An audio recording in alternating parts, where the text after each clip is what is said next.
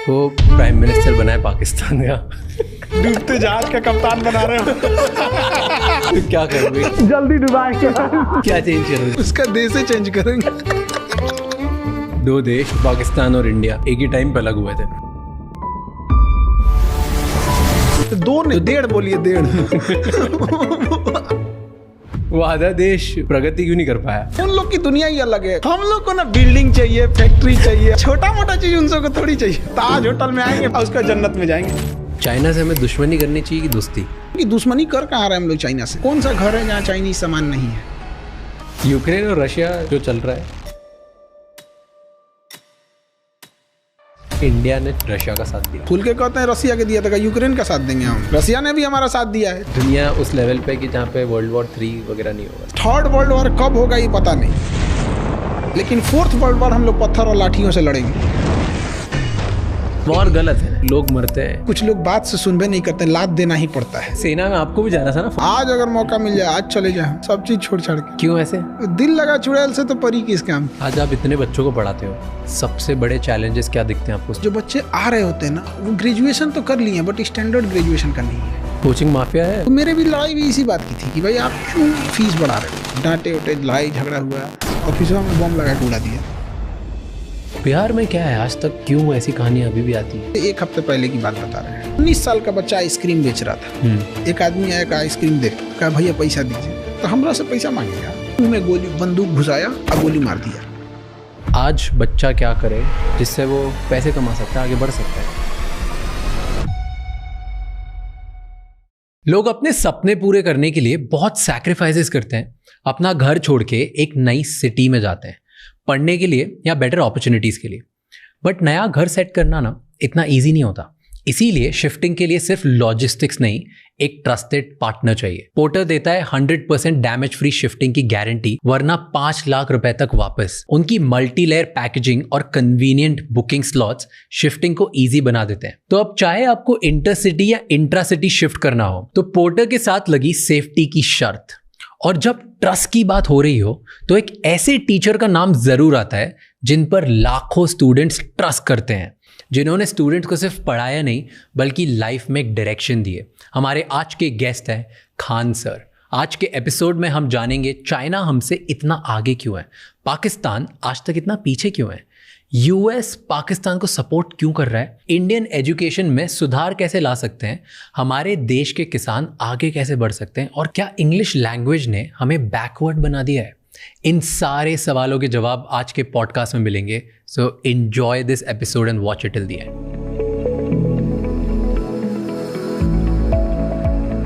आज़ाद होने के बाद जब अपनी सिचुएशन थी, 1950 के आसपास बात कर रहा हूँ मैं, 47 के बाद, उस टाइम पे चाइना की भी लगभग ऐसी सिचुएशन थी और शायद और ही गया गुजरा था। पर आज चाइना हमसे बहुत आगे दुनिया पर राज करेगा आने वाला फ्यूचर वर्ल्ड फ्यूचर चाइना का है। वो झूठा बात नहीं बोलता है कि हम विश्व गुरु हैं। ना हमारे यहाँ कोई काम की यूनिवर्सिटी जो वर्ल्ड लेवल में हम कह सके, ना कोई इंजीनियरिंग कॉलेज। ड्रोन तो बना नहीं पा रहे हैं, दूल्हा का ड्रोन बनाने वाला चाइना से आ रहा है, जबकि युद्ध ड्रोन पे चला जा चुका है। तो हम लोग फॉल्स ईगो में हम लोग नहीं जी रहे, हम लोग जी रहे हैं। चाइना ऐसा नहीं करता है। आगे निकल क्यों गया चाइना? एक होता है रियलिस्टिक सोच, एक होता है आपका आइडियोलॉजिकल, काश ऐसा होता, दुनिया ऐसी होती। तो हम लोग उसमें जी रहे हैं। और चाइना रियलिस्टिक है, भाई सड़क बनेगी बनेगी, काम खत्म। अब हम लोग को क्या है कि इंग्लिश थोपिए। इंग्लिश थोपने के चक्कर में 70% स्टूडेंट की जो नॉलेज है, जो वर्क फोर्स है, जो उसका टाइमिंग, वो इंग्लिश में चला गया। यूपी बिहार झारखंड के बच्चे जो एक मेजर पॉपुलेशन को होल्ड करते हैं, हरियाणा से लेके आप उस नॉर्थ बेल्ट को ही पूरा पकड़ लीजिए, इतने लेबोरियस बच्चे हैं। बट क्या प्रॉब्लम क्या है कि उनके पास पैसे की प्रॉब्लम्स है। पैसे की प्रॉब्लम होने की वजह से अच्छे स्कूल नहीं है, और अच्छे स्कूल ना होने की वजह से उनका इंग्लिश पे कमांड अच्छा नहीं है। अब वो अपने आप को लो फील कर रहे हैं बिना मतलब का। हम भी इंग्लिश मीडियम में मेरे घर वाले पढ़ाएं, 12-13 साल इंग्लिश मीडियम में पढ़ाएं, हम एक ही चीज़ सीखे, मे आई गो टू ड्रिंक वाटर। उसके बाद कुछ बुझाया ही नहीं हमको। 1970 के आसपास में चाइना में माओ जेडोंग आए थे। उन्होंने कहा कि बाढ़ में जाए तुम्हारा अंग्रेजी, मंडारिन भाषा बोलो, उसी में सीखेंगे। आज आप देखिए, वहाँ का प्राइम मिनिस्टर को भी इंग्लिश उतना अच्छा से नहीं आता है, प्रेसिडेंट को भी नहीं आता है। तो क्या दिक्कत है? क्या बराक ओबामा को हिंदी आती है?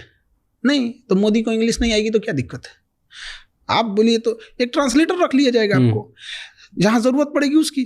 तो जो ब्रेन वर्क होना चाहिए था मेन काम पर, वो हट गया। और ये चाइना में नहीं हुआ। चाइना में नहीं हुआ। आपको चाइना में अब टॉप लेवल की बात करें, चाइनीज बोलेगा वहाँ, उसने टेक्नोलॉजी लगा ली, रियल टाइम कन्वर्टर लगा दिया आपको, वो तुरंत आप कान में लगाए रहिए, आप बोलिएगा तुरंत कन्वर्ट करके बता देगा। टेक्नोलॉजी है कि नहीं वहाँ पे? तो एक चाइना में ये। दूसरा, चाइना में एक चीज़ हम देखे कि जो फैक्ट्रीज वगैरह है उसके अंदर जो वर्किंग हो रही है वो फीमेल देख रही है ज़्यादातर फैक्ट्रीज में फीमेल। जब फैक्ट्रीज से सामान प्रोडक्ट बन के बाहर आ रहा है तो उसकी मार्केटिंग, उसका सेल, उसका बाहर एक्सपोर्ट, उसकी ये चीज़ें वो मेल संभाल रहे हैं। मतलब मेल फीमेल दोनों है। अगर एक इंडोर संभाल रहा है तो एक आउटडोर संभाल रहा है। वो उनका अपना म्यूचुअल है, क्या देख रहे हैं, क्या कर रहा है, कौन क्या कर रहा है। हमारे यहाँ फीमेल को अजीब करके रख दिया, उनको मतलब घर के अंदर रख दिया। हमने कहाँ फीमेल को जिम्मेदारी दी हॉस्पिटल में? आज देखिए फीमेल डॉक्टर, फीमेल नर्स पे पूरा मेडिकल इंडस्ट्री टिका हुआ है। उनको मौका दिए, उन्होंने करके दिखाया।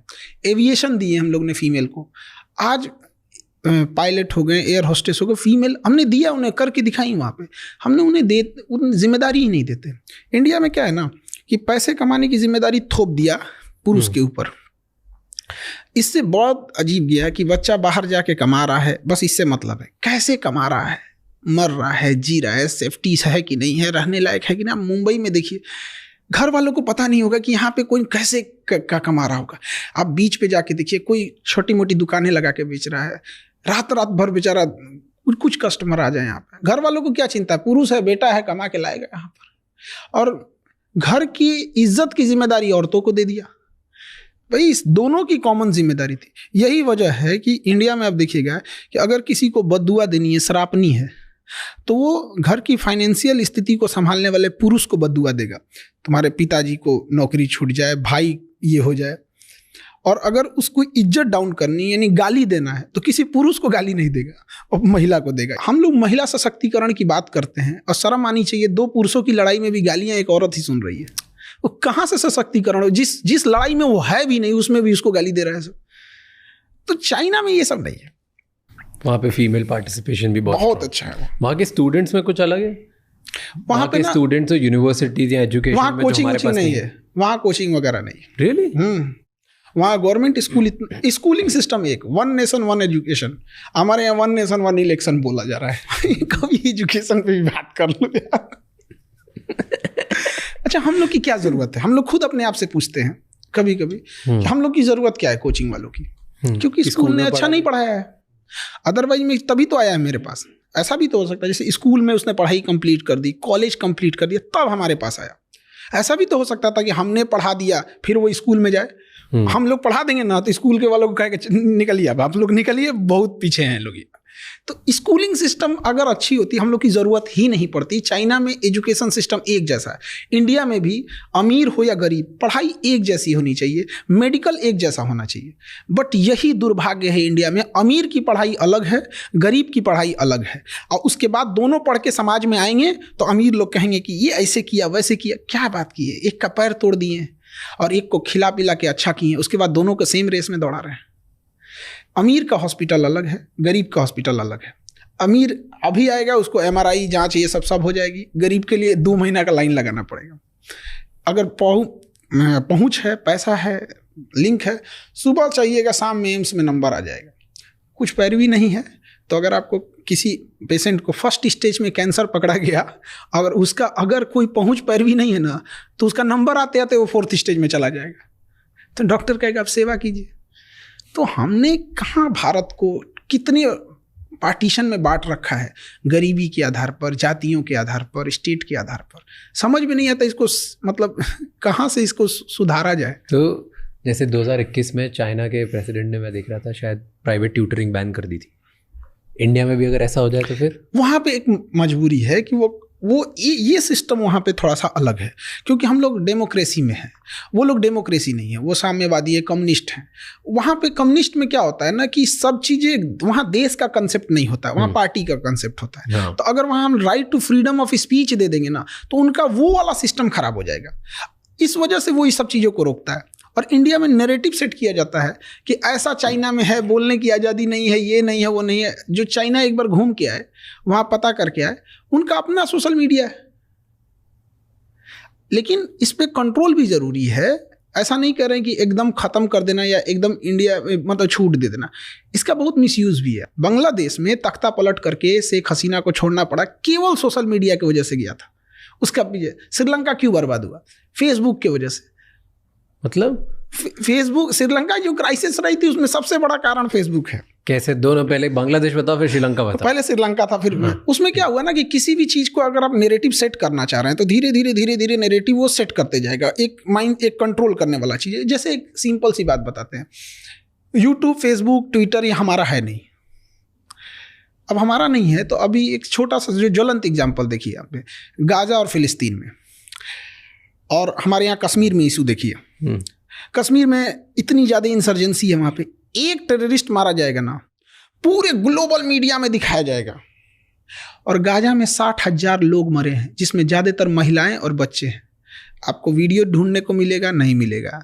न्यूज़ देखने को मिलेगा? नहीं मिलेगा। केवल टूटा हुआ घर देखने को मिलेगा। रीज़न क्या है? They control them. और हम लोग अगर कश्मीर में कर देते हैं तो ह्यूमन राइट का वायलेशन हो जाता है। ये ह्यूमन राइट की पार्ट सिखाते हैं सभी सब हमको, ये सफ़ेद मुर्गा सब यूरोप में बैठ के जलियांवाला बाग में गोली चला के मारे थे सब।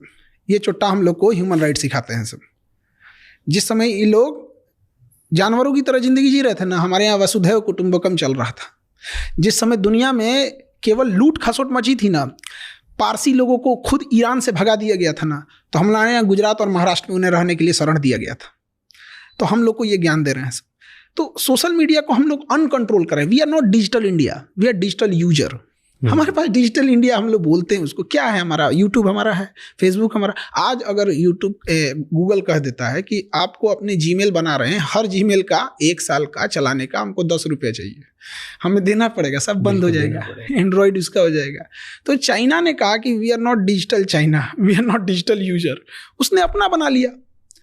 तो इसको अलग नैरेटिव दिखा रहे हैं कि हमें से कोई सवाल ना पूछे। देखो चाइना का अपना ट्विटर, ठीक किया उसने, किया अपना, उसका अपना है ना, उसने चलाने पे बैन नहीं लगाया है, अपना चलाओ।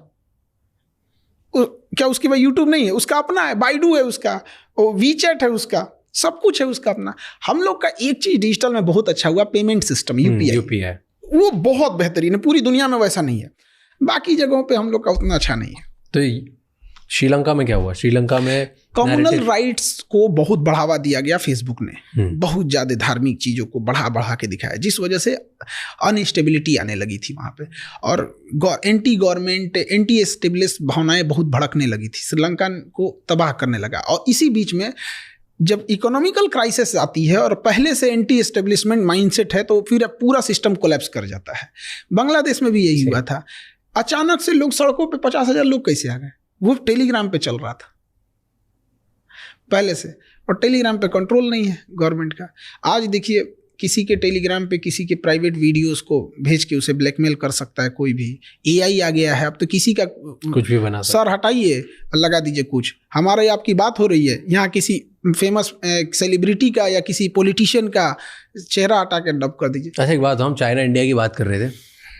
चाइना से हमें दुश्मनी करनी चाहिए कि दोस्ती? दुश्मनी तो हो ही नहीं पा रहा है। कौन दुश्मनी कर रहा है जरा बताइए तो। चाइना हमारे एरिया में घुस जा रहा है। हमारे यहाँ के मिनिस्टर बोलते हैं कि मार्किंग अच्छे से नहीं है ना, इसलिए घुस गया है। क्या बेवकूफी है। हाँ, दुश्मनी कहाँ कर पा रहे हैं हम लोग? तो बस फेस वॉश कर रहे हैं कि नहीं, ऐसा नहीं होना चाहिए। अक्साई चीन हमारा है। हम लोग पीओके के मामले में हम लोग शेर हो जाते हैं। सीओके जो चाइना को ऑक्युपाई किया है, कभी उस पर ठीक से चर्चा नहीं हो पाती है। सेला टनल का उद्घाटन करने जाते हैं, चाइना विरोध कर देता है। क्या मतलब बनता है? ताइवान को हम लोग एक्सेप्ट नहीं करते हैं एज ए कंट्री। किसके डर से? चाइना के डर से। क्यों डरते हैं? ये हम थोड़े डर रहे हैं। जो बैठे हैं लोग डर रहे हैं। लोग हम तो कह रहे हैं काहे डर रहे हैं भाई। बट आपको क्या लगता है क्यों डर है? कुछ तो रीजन होगा तभी। अब डिप्लोमेटिक है, वहां पे शुरू से चला आया है। ऐसा नहीं कि मोदी जी डर रहे हैं, मनमोहन सिंह भी वही कर रहे थे। तो कई बार हम लोग ये कहते हैं ना, तो लोगों को लगता है कि नहीं ये कर रहे थे, वो भी वही कर रहे थे। तिब्बत चाइना ने कब्जा कर लिया था। पंचशील समझौता लेके जवाहरलाल नेहरू घूम रहे थे, चाइना ने पीठ पे खंजर मार दिया। अब तिब्बत के मामले में हम लोग खुल के नहीं बोल पाते हैं। दलाई लामा को लेके चाइना हमेशा कुछ ना कुछ वो करते रहता है। तो हम लोग कहाँ चाइना से लड़ ही रहे हैं, कहाँ चाइना से दुश्मनी ही कर रहे हैं। बट कर सकते हैं हम, क्यों नहीं कर सकते? उतना होना चाहिए ना। हमारी इकोनॉमी उनकी इकोनॉमी में जमीन आसमान का अंतर। तो हम लोग ना फेंकने में नीरज चोपड़ा से आगे हैं।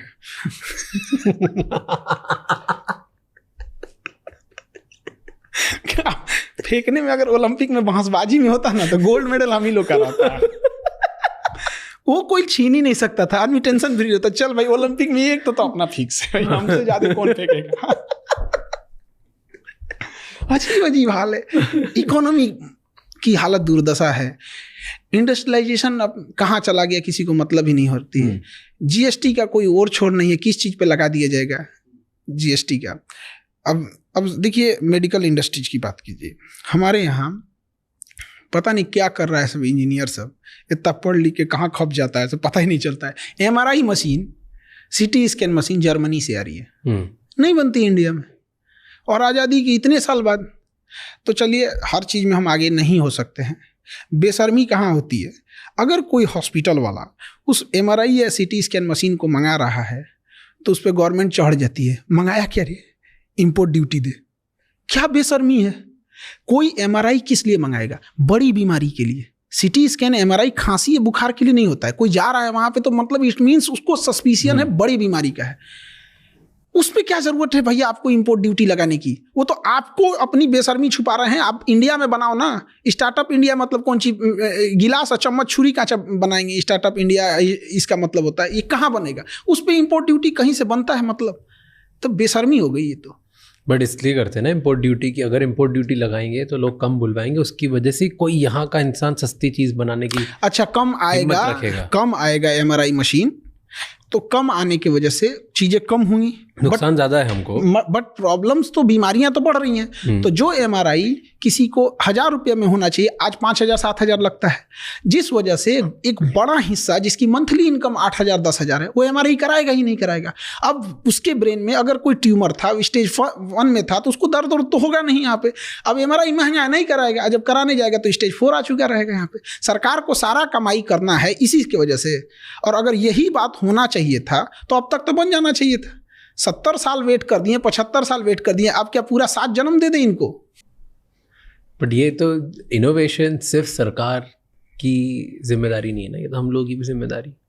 तो उस हिसाब से एक इंफ्रास्ट्रक्चर होना चाहिए, उस हिसाब से एजुकेशन चीजें बढ़नी होना चाहिए, उस बात सही बड़े होना चाहिए। यहाँ पे सरकार इंसेंटिव दे, क्यों नहीं बनेगा? लेकिन बस वही है कि आपको हम कितना भी सैलरी देंगे, लेकिन आपके डिपार्टमेंट में एक सरकारी अधिकारी बैठा रहेगा, उससे नीचे देंगे हम आपको। क्यों नहीं प्राइवेट को दे दे बनाने के लिए? आज आप बोलिए अडानी को, अंबानी को 2 साल में खड़ा कर देंगे। सही हमारा जाता क्या है, वहाँ के इंजीनियर को पूछे कितना सैलरी है तुम्हारा? 25 लाख, आ जाओ 30 लाख, खत्म। इसमें कौन सा दिमाग लगाना? इतना आसान थोड़ी होगा, कुछ तो और नुआंसेस होंगे। ऐसा नहीं है कि हर चीज इतनी आसान होती है, बट नामुमकिन नहीं है, और इतना भी मुश्किल नहीं है कि जो 70-75 साल लगा दिए। अमेरिका के सामने हम क्या लैक करते हैं? अमेरिका के पास क्या है, बिजनेस, इंटरनेशनल अपॉर्चुनिटीज ज़्यादा हैं, एंटरप्रेन्योर का पूरा माहौल है वहाँ पर, और गवर्नमेंट भी उसी हिसाब से सपोर्टिव है। तो इस वजह से हमारे यहाँ क्या है ना कि चूँकि इलेक्शंस है, तो इलेक्शंस में क्या है कि एक मेजॉरिटी पब्लिक को ध्यान दिया जाता है, और जो एंटरप्रेन्योर हैं, जो बड़े कारपोरेट हैं, उनको कोई ध्यान नहीं देता है, और ना ही वो लोग कभी इशू बने रहते हैं कभी किसी इलेक्शन का। जैसे डोनाल्ड ट्रंप ने कहा कि हम सरकारी नौकरी खत्म करेंगे, लोगों ने इसको सपोर्ट में वोट देके जिताया। हमारे यहाँ कोई बोल दे गवर्नमेंट नौकरी खत्म करेंगे, क्योंकि आपने प्राइवेट में पहले वैसी अपॉर्चुनिटी नहीं दी। तो आप कोई एक पैर पे बैसाखी लेके चल रहा है तो उसका पहले पैर ठीक कर दीजिए, उसके बाद कहिए हम तुम्हारी बैसाखी छीन लेंगे। आप उसका पैर भी ठीक नहीं किए, कहेंगे तेरा बैसाखी छीन लेंगे, तो मारेगा ही ना वो। अभी आपने वो पढ़ा टैरिफ लगा दिया है? हाँ, रेसिप्रोकल टैरिफ लगाया उसने। हाँ। 26% हम लोग लगाया, चाइना में भी तो और बेहतर लगाया उसने। हाँ, हमने 52 लगाया, उसने सब जो जितना लगाया ना उसका हाफ करके लगाया। रेसिप्रोकल उसने बोला ही है। तो ये अच्छा है गंदा है? ये अब ये उसके देश के हिसाब से है, हर देश को अपना हिसाब से राइट है करने का। तो जब टैरिफ बढ़ाते घटाते हैं तो कभी इम्पोर्ट पे फायदा होता है तो एक्सपोर्ट पे, तो डिपेंड करता है कि हम कितनी चीज़ों का इंपोर्ट एक्सपोर्ट कर रहे होते हैं। और इंडिया का है तो इंडिया में भी भाई हर देश के साथ अलग अलग टैरिफ है। इंडिया को तो चाइना पे और लगाना चाहिए। हम लोग का ट्रेड बैलेंस बहुत खराब है चाइना के से, बहुत ही डूब रहे हैं हम लोग यहाँ पे। तो वही तो कहते हैं कि दुश्मनी कर कहाँ रहे हम लोग चाइना से, नहीं कर पा रहे हैं, मजबूरी है। क्योंकि अगर आज कौन सा घर है जहाँ चाइनीज सामान नहीं है, और बहुत बिजनेसेस है इंडिया में जो चाइना की वजह से चल रहे हैं और यहाँ पैसे कमा रहे हैं। बिल्कुल। तो चाइना से जो चीजें चाइना में मिलती है ना, एग्जैक्ट वही चीजें वियतनाम में भी मिलती है, एग्जैक्ट सेम प्राइस पे, सब कुछ सेम पे। हमको ये नहीं समझ में आता है कि इंडिया वियतनाम से प्रीफर करे। एटलीस्ट वियतनाम चाइना का दुश्मन है, उसी को मजबूत कर दे। नहीं यार, इतनी टेक्नोलॉजी नहीं है वियतनाम में इस लेवल की, जो कुछ भी मटेरियल बुलवाना हो तो ऐसा नहीं है कि हम लोग जैसे चाइना को अगर हम लोग रिप्लेसमेंट के तौर पे देखा जाए तो कुछ साउथ एशिया की कंट्रीज हैं, बट क्या है ना कि हमने ऑप्शन ही नहीं दिया किसी को। जब आप ऑप्शन नहीं देंगे तो अपडेट नहीं होगा, मार्केट नहीं होगी। किसी होटल में कस्टमर ही कम आएंगे तो कितनी वेराइटीज रखेगा। तो कस्टमर पहले, अब वो तो चिकन और एग वाली मुर्गी पहले आया कि अंडा पहले आया, तो थोड़ा थोड़ा हम लोग को उधर जाना चाहिए उस एरिया में। बट चाइना का कुछ जरूरत से ज्यादा डिपेंडेंसी है। बट चाइना का और अमेरिका का अभी क्या 36 का आंकड़ा चल रहा है, देखा? हाँ, दोनों अपने अपने, वो एक सुपर पावर बना हुआ है, इसका कहना है हम बनेंगे, तो टसल है भयंकर। और अभी अमेरिका ने जितना टैरिफ लगाया चाइना ने उतना ही वापस लगा दिया, वो देखा? वो चाइना का ये चीज बहुत अच्छा लगता है। वहां पे आप उसको कुछ भी कीजिएगा वो दबाव देगा। वो देश, उसके यहाँ पॉलिटिक्स नहीं है, उसके यहाँ देश है। वो तुरंत लगा देगा। हम लोग नहीं लगा सकते, मजबूरी भी है। हम लोग किसी को ब्लेम नहीं कर सकते। किसके दम पे कूदिएगा? ना इंडस्ट्रियलाइजेशन है, ना इकोनॉमी है उस हिसाब से। क्योंकि अमेरिका को, केवल अमेरिका पावरफुल नहीं ना, हर जगह पावर रखता है। वर्ल्ड बैंक से फंडिंग रोक देगा, हमारे लोन रोक देगा, IMF हो गए या वर्ल्ड बैंक हो गए, यूरोपीय यूनियन से दबाव बनवा देगा। कुछ नासा और इसरो के बीच का कोई कॉन्ट्रैक्ट होगा, उसको रुकवा देगा, डिले करा देगा। हर जगह UN में 4-5 मुद्दा फंसा देगा। कुछ नहीं करेगा तो अमेरिका को उठा के पाकिस्तान को एक लेटेस्ट हथियार देगा, ले तुम F-18 ले। तो हम लोग को बहुत बैलेंस करके चलना पड़ता है। और चाइना, जितने बड़े देश हैं ना, उनकी एक खासियत होती है, हर देश का एक दुश्मन को वो पाल के रखते हैं। चाइना जो है, अमेरिका ज्यादा कूदेंगे ना, चाइना उठाएगा नॉर्थ कोरिया, वो पगला को कुछ हथियार और पैसा दे देगा, उधर 4-5 मिसाइल मार देगा, उधर तुम उलझे रहो। उसको कुछ नहीं जाता है, गिरेगा तो कहे हो जापान पे गिर गया, कोई बात नहीं, जो करना है कर लेना। उसको क्या जाता है? उसको अपने क्लोज इकोनॉमी, उसके यहाँ कोरोना के मरीज मिले थे सब, सुबह में 8, शाम में सबको मार दिया। उसका क्या जा रहा है? डिक्टेटरशिप देखना है तो वहां देखिए। उसने, अमेरिका ने कहा कि क्या करे इस इंसान का, इसको पागल किया है। तो उसने क्या किया कि कहा कि नॉर्थ कोरिया में ना डेमोक्रेसी नहीं है, यहाँ इलेक्शन होना चाहिए। किंग जोंग कहा, कौन बोला ये? बाइडेन बोला है। उसने कहा कि अगले महीने इलेक्शन कराओ। 100% वोट पड़ा उसको, किंग जोंग को 100%। जो वोट नहीं देता ना, एब्सेंट भी होता, उसको मार देता ये। 100% वोट पड़ा। अब अमेरिका कह रहा है कि ये इलेक्शन अच्छा नहीं हुआ है। कह रहा तू अपने यहाँ का इलेक्शन देख, तुम्हारे यहाँ के इलेक्शन कमीशन से कराएंगे अपना इलेक्शन। तो हर बड़े देश यही करते हैं। अब जैसे सऊदी अरब है, ज्यादा कूदेंगे, ईरान ज्यादा कूदेंगे, इजराइल को कह गया 2-4 पुरान बम है, एक्सपायरी डेट पास आया, मार दे, क्या करेंगे लोग? कुछ नहीं। तो अरब को कंट्रोल करने के लिए अमेरिका के पास इजराइल है, इंडिया को कंट्रोल करने के लिए पाकिस्तान है, चाइना को कंट्रोल करने के लिए इंडिया है, रसिया को खुद डायरेक्ट कंट्रोल करता है। तो हम लोग ज्यादा नहीं ना उड़ सकते हैं, डिपेंडेंट नहीं है। चाइना क्या कर लीजिएगा? अब चाइना को कैसे कंट्रोल करना पड़ेगा? उसको खूब से खूब करेगा, इंडिया को क्या देगा? ज्यादा हथियार देने लगेगा। चाइना का तो देना उसको, इंडिया किसी का नहीं सुनता है। फिर उसको ये भी देखना है ना कि चाइना के बाद हमें इंडिया को ही कंट्रोल करना है, क्योंकि थर्ड हम ही लोग हैं। तो अगर चाइना और अमेरिका कभी लड़ेंगे ही ना, बड़े लोग नहीं। ताइवान को लेके उनके बीच में गर्मी हो गई थी ना, वो तो होते रहता है। धीरे धीरे उसको ऐसा कैप्चर करेगा, बढ़िया से माहौल देखता है। जैसे 1962 में जब हमारे यहाँ वार हुआ था, रसिया हमें बचाने नहीं आया था, बचा भी नहीं पाता, क्योंकि चाइना वो उस माहौल को तलाश रहा था कि 1960 में हम लोग का पंचशील समझौता खत्म हो गया था। वो सोच रहा था कि ऐसा टाइम आए ना जहाँ वर्ल्ड उलझी हुई हो। उसी समय क्यूबन मिसाइल क्राइसिस हुआ था। ऐसा लग रहा था कि अमेरिका और रसिया में परमाणु युद्ध आज हो जाएगा कि शाम में होगा कि सुबह होगा, कुछ नहीं पता, मार दिया 62 में आ जाओ। यहाँ पे अमेरिका करा, हमको क्या पता भाई, रसिया करा हमको। तो ऐसा कहीं ना कहीं जब टाइम आएगा तो चाइना और अमेरिका और रसिया एकदम आमने सामने होंगे, उसी समय ताइवान को लेके चला जाएगा और रसिया भी कहेगा लेके जा, इधर लेके जा, क्योंकि कुछ ना कुछ डाइवर्जन अमेरिका ताइवान को बचाने के लिए पक्का करेगा वहाँ। अब इसीलिए चाइना को देखिएगा हमेशा कुछ ना कुछ गड़बड़ सड़बड़ करते रहता है ताइवान में। हाँ। वो पाथ तलाश रहा है कि कहाँ कहाँ से एंट्री करेंगे, क्या करेंगे, वो ड्रिल कर रहा है, ड्रिल। किसी दिन ड्रिल के नाम पे अनाउंस करेगा this is not drill, now this is वो ले लेगा ताइवान, दब लेगा। लेकिन जिस समय रसिया अमेरिका बिजी रहेंगे वो ताइवान की ओर जाएगा। बट अगर हम मैप में देखेंगे तो ताइवान एकदम फार ईस्ट है, तो इसे अपनी हैवी मिलिट्री, एयरफोर्स, नेवी को ताइवान की ओर ढकेलना पड़ेगा। एग्जैक्ट वही टाइम होगा हम लोग कश्मीर के लिए अक्साई चीन पे चढ़ जाए, पर हम थोड़ी करेंगे। अब ये तो मोदी जी बताएंगे पर हम नहीं करेंगे ना, क्योंकि यही खराबी लगती है। आपके पास है वहां पे, हमारी सेना लड़ सकती है, पर इंडिया आगे बढ़ के कभी भी ना लेता है, ना अटैक करता है, कुछ नहीं करता। हमारी फिलॉसफी नहीं है। 70 साल से देख लो आप, कुछ भी नहीं, हमारी ये फिलॉसफी मानते ही नहीं। हमें फिलॉसफी चेंज करने की जरूरत है। पब्लिक जब प्रेशर लगाएगी तो पब्लिक को ये सब चीज़ों से मतलब ही नहीं रहता है। और वो सब लोग को अपनी हमारा जात ठीक है, हमारा धर्म ठीक है, हमारी राजनीतिक पार्टी ठीक है, माइंडसेट बहुत ख़राब होता है। नेशनल इंटरेस्ट देखना चाहिए। तो यही मौका है, नहीं तो चुपचाप देखेंगे ताइवान ले लिया, कि ताइवान ले लेगा उसके बाद चाइना फिर नहीं रुकेगा। ताइवान लेने के बाद तो खत्म, बेलगाम घोड़ा। क्योंकि वो सेमीकंडक्टर सिलिकॉन शील्ड उसको रोक के रखा है। और दूसरा उसके बाद क्या है ना कि अब इसका इंटरनल इशू खत्म हो जाएगा चाइना का। ताइवान लेने के बाद इंटरनल खत्म हो जाएगा, फिर वो केवल और केवल फोकस्ड हो जाएगा एक्सटर्नल पे। और कुछ भी कर ले चाइना, अमेरिका ताइवान को बचाने के लिए एटॉमिक वार नहीं ना करेगा। और चाइना का तो कोई लिमिट नहीं है, उसको तो हर हाल में वो चाहिए ही चाहिए, वहाँ पे ले ही जाएगा वहाँ पे। तो ये फ्यूचर आपको लगता है कि होना ही? हाँ, बस हम लोग बस ये देखना यूरोप कितना अनस्टेबल रहता है। इस बीच में ये फिलिस्तीन और गाजा वाला ना उठ गया, वरना यूक्रेन और रशिया ज्यादा उलझे रहते तो निपटा देता इधर ही। यूक्रेन और रशिया जो चल रहा है उसमें आपको लगता है कि इंडिया ने चुप रह के रशिया का साथ दिया? तो हम खुल के कहते हैं रसिया के दिया था, यूक्रेन का साथ देंगे हम? क्या किया हमारे लिए? बिना मतलब का आएंगे साथ, कोई नहीं, सूरजमुखी का फूल भेज दिए, 2-4 को रिफाइन तेल भेज दिए तो हम आपका साथ दे देंगे। रखे रहो अपन रिफाइन तेल, हम ब्राजील से मंगा लेंगे। यहाँ खुल के बोलते हैं रसिया का साथ दिए हैं।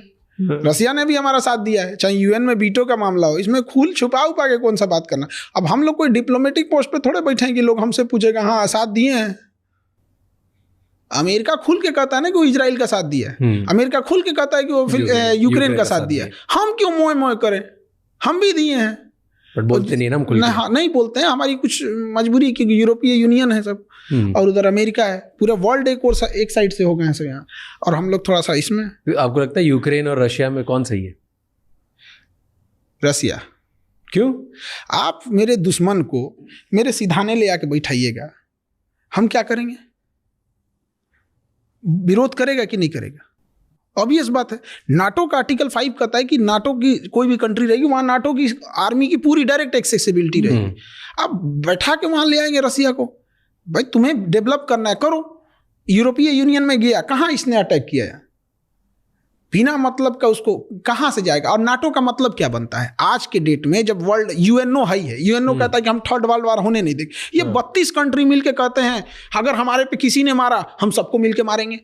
क्या मतलब बनता है? नाटो का तो होना ही नहीं चाहिए दुनिया में। फिर 32 कंट्री अब हेल्प क्यों नहीं कर रही है जब ये हो रहा है? तो मारे हुआ पुतिन बैठा हुआ है, उसको क्या जाता है? वो तो नॉर्थ कोरिया से बुलाया है सैनिक को जानबूझ के यूक्रेन में घुसाने के लिए, क्योंकि नॉर्थ कोरिया के पास एक बहाना मिल जाएगा कि किसी दिन अगर इसके 2-4 सैनिक मारे गए तो कह देगा हमारे सैनिक मारे गए, यानी हमारे देश पे आया हुआ है, हमारे पास परमाणु बम खाली है। वो जानबूझ के लाया ना कि उसके पास एक और फ्रंट खुला रहे। और जब से ट्रम्प आए हैं तब से तो यूक्रेन और कमजोर हो गया। क्यों? वो तो जो वीडियो आया उसमें भी उसने क्लियर ही कर दिया दुनिया में, जबकि अमेरिका तो साथ दे रहा था यूक्रेन का। बिल्कुल, वो तो सब यूरोप वाला सब साथ ही दे रहे थे सब। तो अब क्या? अब समेट लेगा डोनबास को और ये वाला रीजन को। उसने पहले फ्री इंडिपेंडेंट स्टेट घोषित कराएगा, उसके बाद से फिर करा देगा कि भाई मेरी इकोनॉमी उतनी अच्छी नहीं है, हम यूक्रेन से टूट तो गए हैं लेकिन फिर हम रसिया में मर्जर चाहते हैं। रसिया में मर्जर हो जाएगा, जैसे क्रीमिया हुआ वैसे डोनबास हो गया, डोनेस्क हो जाएगा, मर्जर हो जाएगा। और उस एरिया में रसिया ने जितने भी फाइनेंशियल लॉसेज हुए, जितना उसका पैसा खर्च हुआ है, उस एरिया में इतने मिनरल्स हैं, उससे उसकी रिकवरी हो जाएगी। मतलब फ्यूचर तो अब यही है, यूक्रेन गया। दूसरा एक और रीजन समझिए, पुतिन इतने दिन से राष्ट्रपति है, 10 साल प्रधानमंत्री रहे, और उस समय राष्ट्रपति तब इंडिया की तरह रसिया का होता था कि राष्ट्रपति के पास कोई पावर नहीं रहेगा, सारा पावर प्राइम मिनिस्टर के पास रहेगा। तो पुतिन 10 साल तक प्राइम मिनिस्टर थे। बट रसिया का एक रूल है कि 10 साल से ज्यादा, आप 2 टर्म से ज्यादा पूरा नहीं कर सकते। तो उसका जब 10 साल कंप्लीट होने वाला ना, तो उसने अपने संविधान में संशोधन कर दिया कि प्राइम मिनिस्टर के पास अब कोई पावर नहीं रहेगा, अब सारा पावर राष्ट्रपति के पास रहेगा, और खुद राष्ट्रपति बन गया। वीडियो गेम खेल रहा है।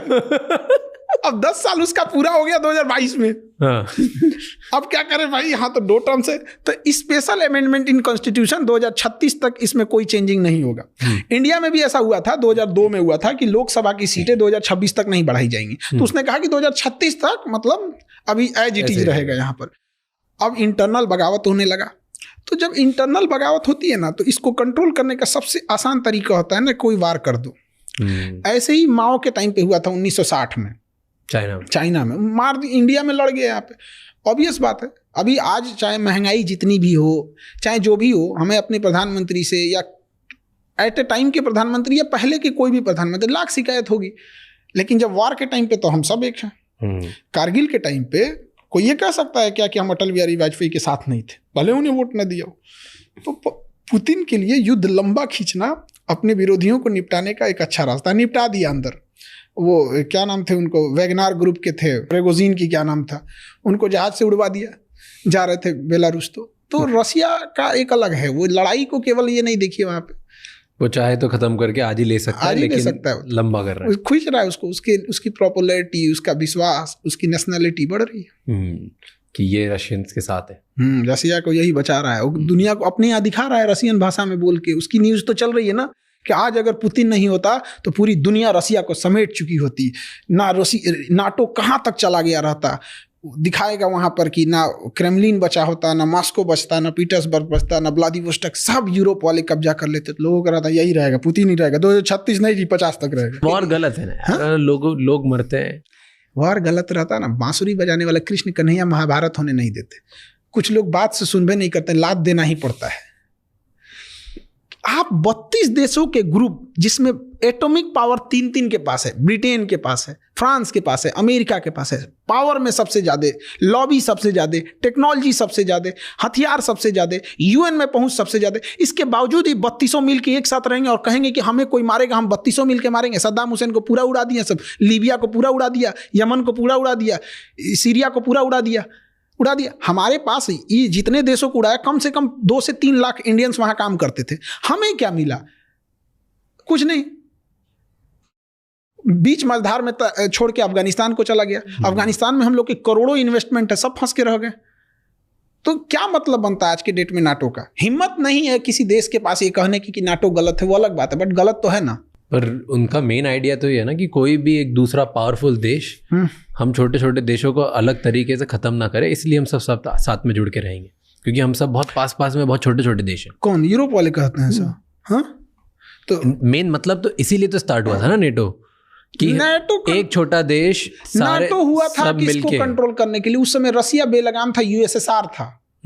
तो यूएसएसआर इधर रसिया था। हाँ, तो ये बहुत बड़ा था, ये था, छोटे छोटे जब ये खत्म हो गए, जब आप कहें कि भाई हमको रसिया से डर है इसलिए हम ग्रुप बना रहे हैं, रसिया टूट गया, अब ये रहा, बड़े देश तो इसे भी खत्म करो भैया। तो फिर तो वही बात हुआ, इसके डर से आप बनाए और आप खुद बने गए, तो आपके डर से भी तो कोई और बनाना चाहिए। फिर चाइना बना लिया तो क्या गलत किया? चाइना बना ले, नॉर्थ कोरिया बना ले, इराक बना ले, ईरान बना ले, तालिबान मिल के बना ले सब, कि हम 5 पे कोई मारेगा तो हम मार देंगे परमाणु बम। उधर चाइना संशोधन कर दे कि हमारा ईरान एलआई है, हमारा नॉर्थ कोरिया एलआई है, तालिबान हमारा एलआई है, गाजा हमारा एलआई है। किसी पे अगर होगा तो हम अपने एटॉमिक पावर का यूज कर सकते हैं, तो हो गया काम खत्म। तो ये थर्ड वर्ल्ड वॉर किस चीज से होगा हमें पता नहीं, लेकिन एक कहावत का एक विद्वान ने कहा था कि थर्ड वर्ल्ड वॉर कब होगा ये पता नहीं, लेकिन 4th वर्ल्ड वॉर हम लोग पत्थर और लाठियों से लड़ेंगे। क्योंकि थर्ड वर्ल्ड वॉर में इतनी तबाही मचाएगा सब कि हम लोग स्टोन होज में चले जाएंगे। लगता है वॉर होगा कि होने नहीं देंगे? नहीं होने देंगे। मतलब अब दुनिया उस लेवल पे कि जहाँ पे वर्ल्ड वॉर 3 वगैरह नहीं होगा। सब हथियार बेचने वाले कंपनी है, सब अंधेरे का डर दिखा के टॉर्च बेचते हैं। थोड़ा बस मुनाफा होना चाहिए बस। करोड़ों की कमाई है। एक जहाज बेच देंगे सब, एक अपाची हेलीकॉप्टर बेच 6,000 करोड़ का।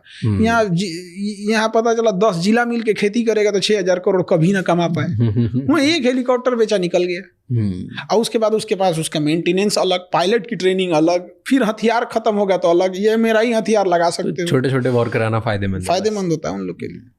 और वो लोग अभी एक स्पेशल फोर्स के ऑफिसर थे जो टेररिस्ट से लड़ते हैं इंडिया में, वो बता रहे थे हमें कि बहुत सारी बड़ी बड़ी वेपन कंपनीज वो आती है हमारे बॉर्डर एरिया में, जो नक्सलाइट्स है और जो हमारे ये मिलिटेंट्स हैं, इनको एडवांस वेपन फ्री में बांट के जाती है ताकि ये अटैक करें। और फिर वो वेपन से, क्योंकि वो एडवांस वेपन के साथ अटैक करती है, फिर आके वो देशों को जाके बेचती है कि यार देखो उनके पास इतने एडवांस है तो आपको भी एडवांस लेने चाहिए, फिर डबल प्राइस में देशों को बेचती है। जिस कंपनी का हथियार किसी टेररिस्ट के पास मिल गया, उस कंपनी के ऊपर जांच होनी चाहिए और उसे इंटरनेशनली ब्लॉक करना चाहिए। International block. जब आतंकवादी इंटरनेशनल हो सकते हैं तो उसके हथियार इंटरनेशनल कैसे नहीं हो गया है? तो ये तो कौन ब्लॉक करेगा? अमेरिका वगैरह, उन्हीं पे सारा हथियार है, वही तो बनाते हैं। तो इनके हिसाब से ना, ये किसको आतंकवादी बोलेंगे, किसी को बने। ये मुंबई को उड़ा के गया अजमल कसाब, इजराइल ने उसे आतंकवादी नहीं बोला। क्या बेशर्मी है। क्यों नहीं बोला? कहा कि हम अभी जांच कर रहे हैं, हमारे हिसाब से नहीं हो रहा है। क्या बेशर्मी है। इजराइल इतना पावरफुल क्यों है? सारे देश डरते क्यों? आपने एक वीडियो बनाया इसके ऊपर कि इजराइल से सारे देश डरते हैं। वहां के देश डरते हैं जहाँ खर न पतवार या ऋण प्रधान, एक कहावत कहा जाता है। उन सबको आता क्या है? अरब वालों को खजूर, ऊंट, तेल खत्म, खेल खत्म। वहां पे लड़ सकते हैं। वहां पे क्या जा रहा है? जिससे लड़ रहा है, अब देखिए सीरिया में कोई राष्ट्रपति नहीं है, उठ के गोलान हाइट कब्जा कर लिया। तो वहाँ के हिसाब से टेक्नोलॉजी है, नो डाउट, देश बहुत आगे है, हर चीज़ में ठीक ठाक है। बट समझिए विदाउट अमेरिका और नाटो के सपोर्ट से वो भी नहीं लड़ा। छोटा सा गाजा है जिसके पास ना अपनी एयरफोर्स है। गाजा का शर्त क्या है कि फिलिस्तीन ना एयरफोर्स रखेगा, ना नेवी रखेगा, ना ही थल सेना रखेगा, ना उसे देश की मान्यता दिया जाएगा। तो उसका कहना है भाई तुम आया है क्या, कहा कि तुम जानो, उसको कुछ रखने ही नहीं देता है। उससे मारने के लिए, उसको मारने के लिए इसे फ्रांस से सपोर्ट लेना पड़ा, अमेरिका से सपोर्ट लेना पड़ा, इससे तो दुनिया भर से सपोर्ट लेना पड़ा। क्यों? उसके पास हथियार खत्म हो गए ना। तो ऐसा क्यों? वो इतनी सी बेल्ट ने इतना, अगर इसको खत्म ही करना है तो जरा से गाजा ने कैसे परेशान कर दिया इनको? एक बिल्डिंग को मारने के लिए आपके पास कम से कम 10 एक्सप्लोसिव उड़ानी पड़ेगी। एक मोहल्ला को उड़ाने के लिए आपके पास एक तो डिपो उड़ जाएगा। पूरी कंप्लीट हथियार किसी को कंप्लीट डेमोलिश करने के लिए तो बनाया नहीं जाता। हथियार आपको आगे एडवांटेज देने के लिए बनाया गया। अब आप उसको कंप्लीट डिमोलिश करने के लिए जाएंगे तो क्या होगा? अब जेसीबी है थोड़े मोड़े खोदने के लिए, आपको ये पूरी शहर को खोदो, पागल हो जाएगा यार, हमको इसलिए बनाया ही नहीं यार। वो तो परमाणु बम बनाया गया था कंप्लीट डेमोलिश करने के लिए। तो इनका ग्रुप बहुत तगड़ा है, इजराइल हो गए या नाटो वाले, इनका ग्रुप बहुत तगड़ा है। और ये नाटो वाले आए थे सब वियतनाम में, वियतनाम वाला इतना मार मारा था सबने, इतना मार मारा था सब कि जान बचा के भागे हैं अमेरिका वहां से। 20 साल लड़े थे, कुछ नहीं कर पाए, भगा दिया से वहां पे। क्यों नहीं हो पाया ये इस वॉर के बारे में मुझे ज्यादा पता नहीं है, बट वियतनाम में अमेरिका वॉर नहीं जीत पाया, कभी नहीं जीत पाएंगे वहां पे। देखिए, we can not fight with the geography. ना वो वियतनाम जीत सकते हैं और ना ही अफगानिस्तान जीत सकते हैं। केवल अमेरिका नहीं, रसिया भी तो हार के गया है, कोई नहीं जीत सकता। इवन ब्रिटेन वाले जब हमें गुलाम बनाए थे, लेकिन अफगानिस्तान को आज़ाद कर दिए थे सब। हमारी आज़ादी से पहले म्यांमार को साइड कर दिया सब 1935 के अधिनियम द्वारा 37 में। ज्योग्राफी ऐसी है ना, जैसे अमेरिकन वाले सब जो है ना, जमीन पे नहीं लड़ सकते हैं, वो जमीन पे कभी नहीं लड़ पाएंगे। उनके पास टेक्नोलॉजी है, ऊपर से ड्रोन मार देंगे, हेलीकॉप्टर उतार देंगे, टैंक लेके घुस जाएंगे। लेकिन जहाँ ये काम नहीं आएगा वहाँ क्या करिएगा? अफगानिस्तान में पहाड़ है, वो चुपचाप लेट जाएगा, ड्रोन को पता ही नहीं चलेगा साइड में है, और ड्रोन उड़ेंगे ना तो पास में आकर ले जा यहाँ से। वियतनाम में जंगल है, कुछ काम नहीं आने वाला है वहाँ, वो अंदर अंदर सुरंग खोद के चल दिए सब।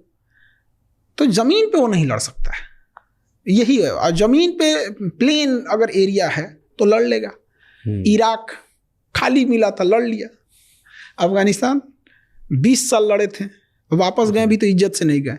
उसने कहा कि 10 दिन का नहीं, हम तुम्हें केवल 5 दिन का टाइम देते हैं, सोचिए। सब छोड़ छुड़ा के चले भागो। आज जिस दिन जा रहा था ना, उस दिन भी मार दिया सब तालिबान वाले। उस दिन भी हमारा अफगानिस्तान से अच्छा रिलेशन है, बट तालिबान से नहीं। तालिबान से तो रिलेशन ही नहीं है, बट नो डाउट इंडिया और अफगानिस्तान बहुत बहुत अच्छा रिलेशन है। हम लोग के मैच जीतने पे अफगानिस्तान वाले खुश हो जाते हैं। पर तालिबान के साथ अभी क्या हो रहा है रिलेशनशिप? अभी तो कोई रिलेशन ही स्टार्ट नहीं है, बट इंडिया को कुछ ना कुछ सोचना पड़ेगा। आपने खुला मैदान छोड़ दिया, वहां से चाइना घुस जाएगा। इलेक्शन कराना चाहिए उन्हें। अगर इलेक्शन के बाद अगर गवर्नमेंट जीत जाती है तो एक बहाना रहता है कि भाई I support the elected government. क्योंकि अफगानिस्तान का है ना यहाँ पे, उसको उसका नाम चेंज कर देंगे सब, वो सब अपना। तो गवर्नमेंट को सोचना चाहिए, क्योंकि अफगानिस्तान हमारे लिए बहुत अच्छा चीज़ है। क्योंकि मेरे दुश्मन का दुश्मन मेरा दोस्त, हमारा दुश्मन पाकिस्तान है, उसका दुश्मन अफगानिस्तान है, उसको सपोर्ट करना। हमें अफगानिस्तान खुला नहीं छोड़ना चाहिए। अफगानिस्तान से तो बहुत लोग अभी भाग रहे हैं। करेंगे क्या बेचारे वो लोग, मरेंगे वहाँ। तो वहाँ पर तभी मैं लंदन में था, और जहाँ पर टैक्सी ड्राइवर था मेरे साथ, वो अफगानी था, और वो बता रहा था कि अफ़गानिस्तान में कैसा रैकेट चलता है लंदन आने के लिए। तो अफ़गानी लोग पाकिस्तान जाते हैं फ़र्जी डॉक्यूमेंट बना के, वहाँ पैसे खिला के, बहुत आसान है जाना। फिर पाकिस्तान से किसी ना किसी तरफ डॉक्यूमेंट बनाते हैं, पासपोर्ट बनवाते हैं, जिससे वो टूरिस्ट वीज़ा पे लंदन आते हैं, क्योंकि पाकिस्तान से या स्टूडेंट वीज़ा पे। लंदन में इनकी ही एक एजेंसी है जो इन लोगों को डॉक्यूमेंट देती कि यहाँ इनको पढ़ाने के लिए बुला रहे हैं। पढ़ाई के पेपर दे के वो पहुँच जाते हैं, जैसे उधर वहाँ पहुँच के पासपोर्ट फाड़ के फेंक के घूम जाते हैं। फिर घूम के इधर उधर जितना टाइम घूम लिए, घूमने के बाद जाके सरेंडर कर देते हैं कि हम भाग के आए, हमको असाइलम दे दो, हमको यहीं रहने दो, क्योंकि अगर हमको हमारे देश भेजा तो वहाँ मार दिया जाएंगे, हम किसी भी देश के नहीं हो। और ये बस बोलते हैं कि हम अफ़गानी हैं, बताते नहीं कि पाकिस्तान के रूट से हैं, बोलते हैं हम अफ़गानी हैं, हम किसी तरह यहाँ पे भाग भुका के पहुँच गए। और पहुँच गए तो फिर वहाँ पे एक रूल है जहाँ पे 5 साल तक तुम्हें फिर वो वीज़ा देते हैं रहने के लिए। 5 साल तक तुम उधर रह लो, तो 5 साल के बाद तुम उधर अपनी सिटीजनशिप के लिए अप्लाई कर सकते हो। ये लंदन वालों को इस पे तकलीफ हो रहा होगा। इन्हीं गधों ने अफगानिस्तान को हमसे अलग किया है, इन्हीं गधों ने पाकिस्तान को हमसे अलग किया है। पाकिस्तान के लोगों, जो पाकिस्तान में पैदा हुआ एज ए ह्यूमन, सोचिए उसकी कितनी दुर्दशा होगी। लड़कियों की हालत ऐसी खराब को, उसका हस्बैंड कब एक नया दुल्हन लेके चलाएगा पता ही नहीं चलेगा उसको। कितना खराब लगे। एक पर्सनल लिबर्टी भी होती है ना, वहाँ पे एक आदमी 4-5 शादी कर लिया। अब आपने वैसा माहौल बना दिया कि जिंदा रहने को ये लोग विकास समझे, अलग बात है। अब देखिए सबसे बड़ी खराबी क्या थी, जब देश आज़ाद हुआ तो गांधी जी तो खैर बंगाल में दंगा छिड़ा हुआ था, कोई पूछने नहीं गया था। तो आज़ादी का लोग इधर दिल्ली में जश्न मना रहे थे। वो बूढ़ा इंसान एक टूटे हुए घर में था कि इसे उग्र भीड़ ने तोड़ दिया है। मैं दिखाना चाह रहा हूँ कि हिंदुस्तान आज भी जिंदा है।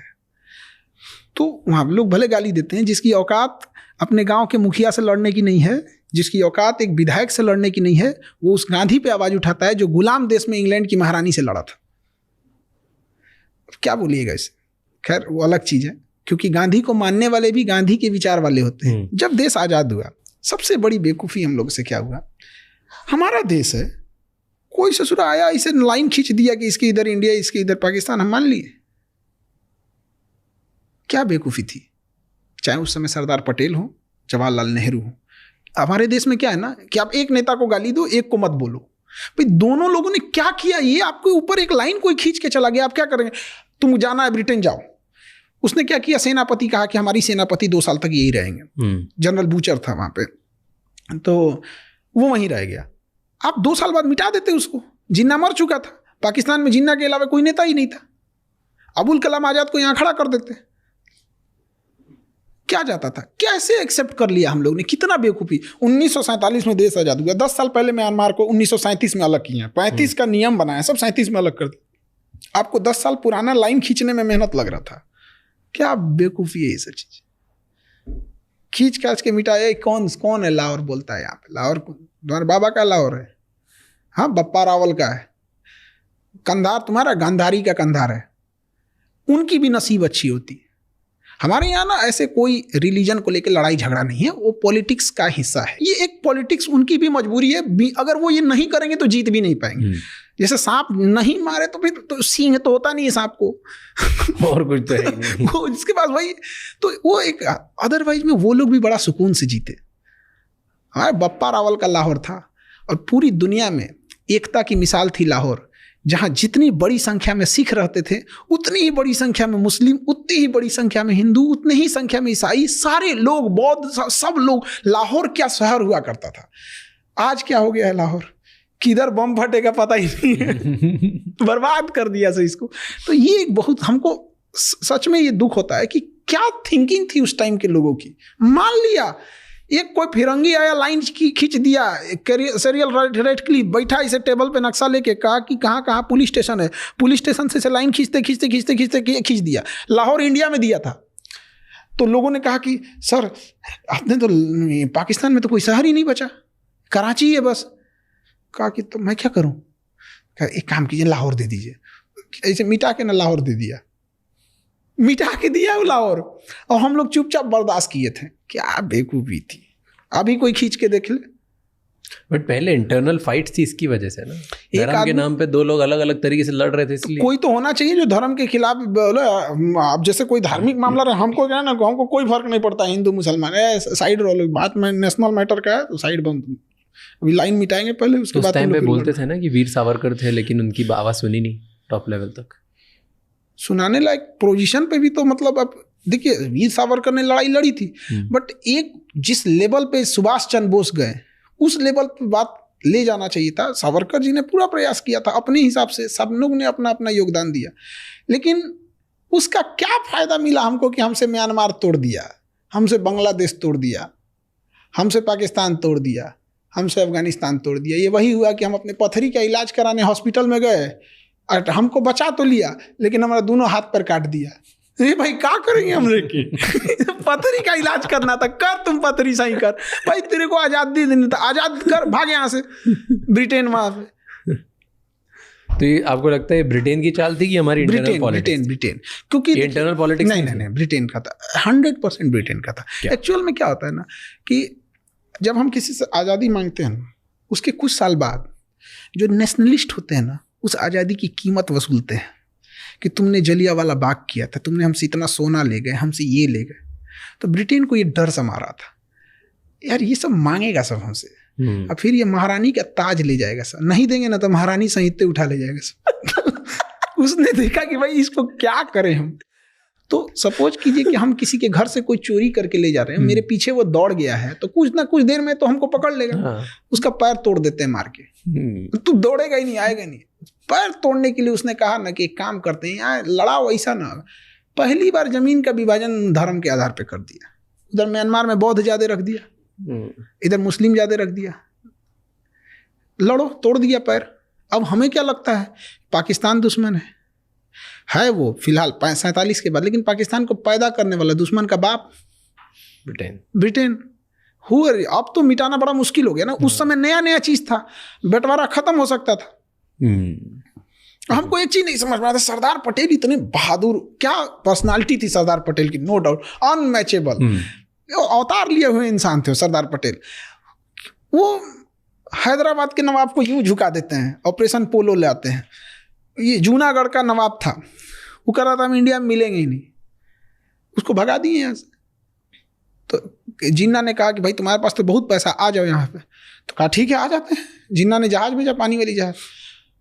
सरदार पटेल ने, तुम्हारी संपत्ति कैसे जाएगी बे, यहीं रहेगी, तुम्हारे बाप की है। तो वो जूनागढ़ का नवाब केवल 1200 कुत्ता लेके गया था, उसको कुत्ता पालने का शौक था।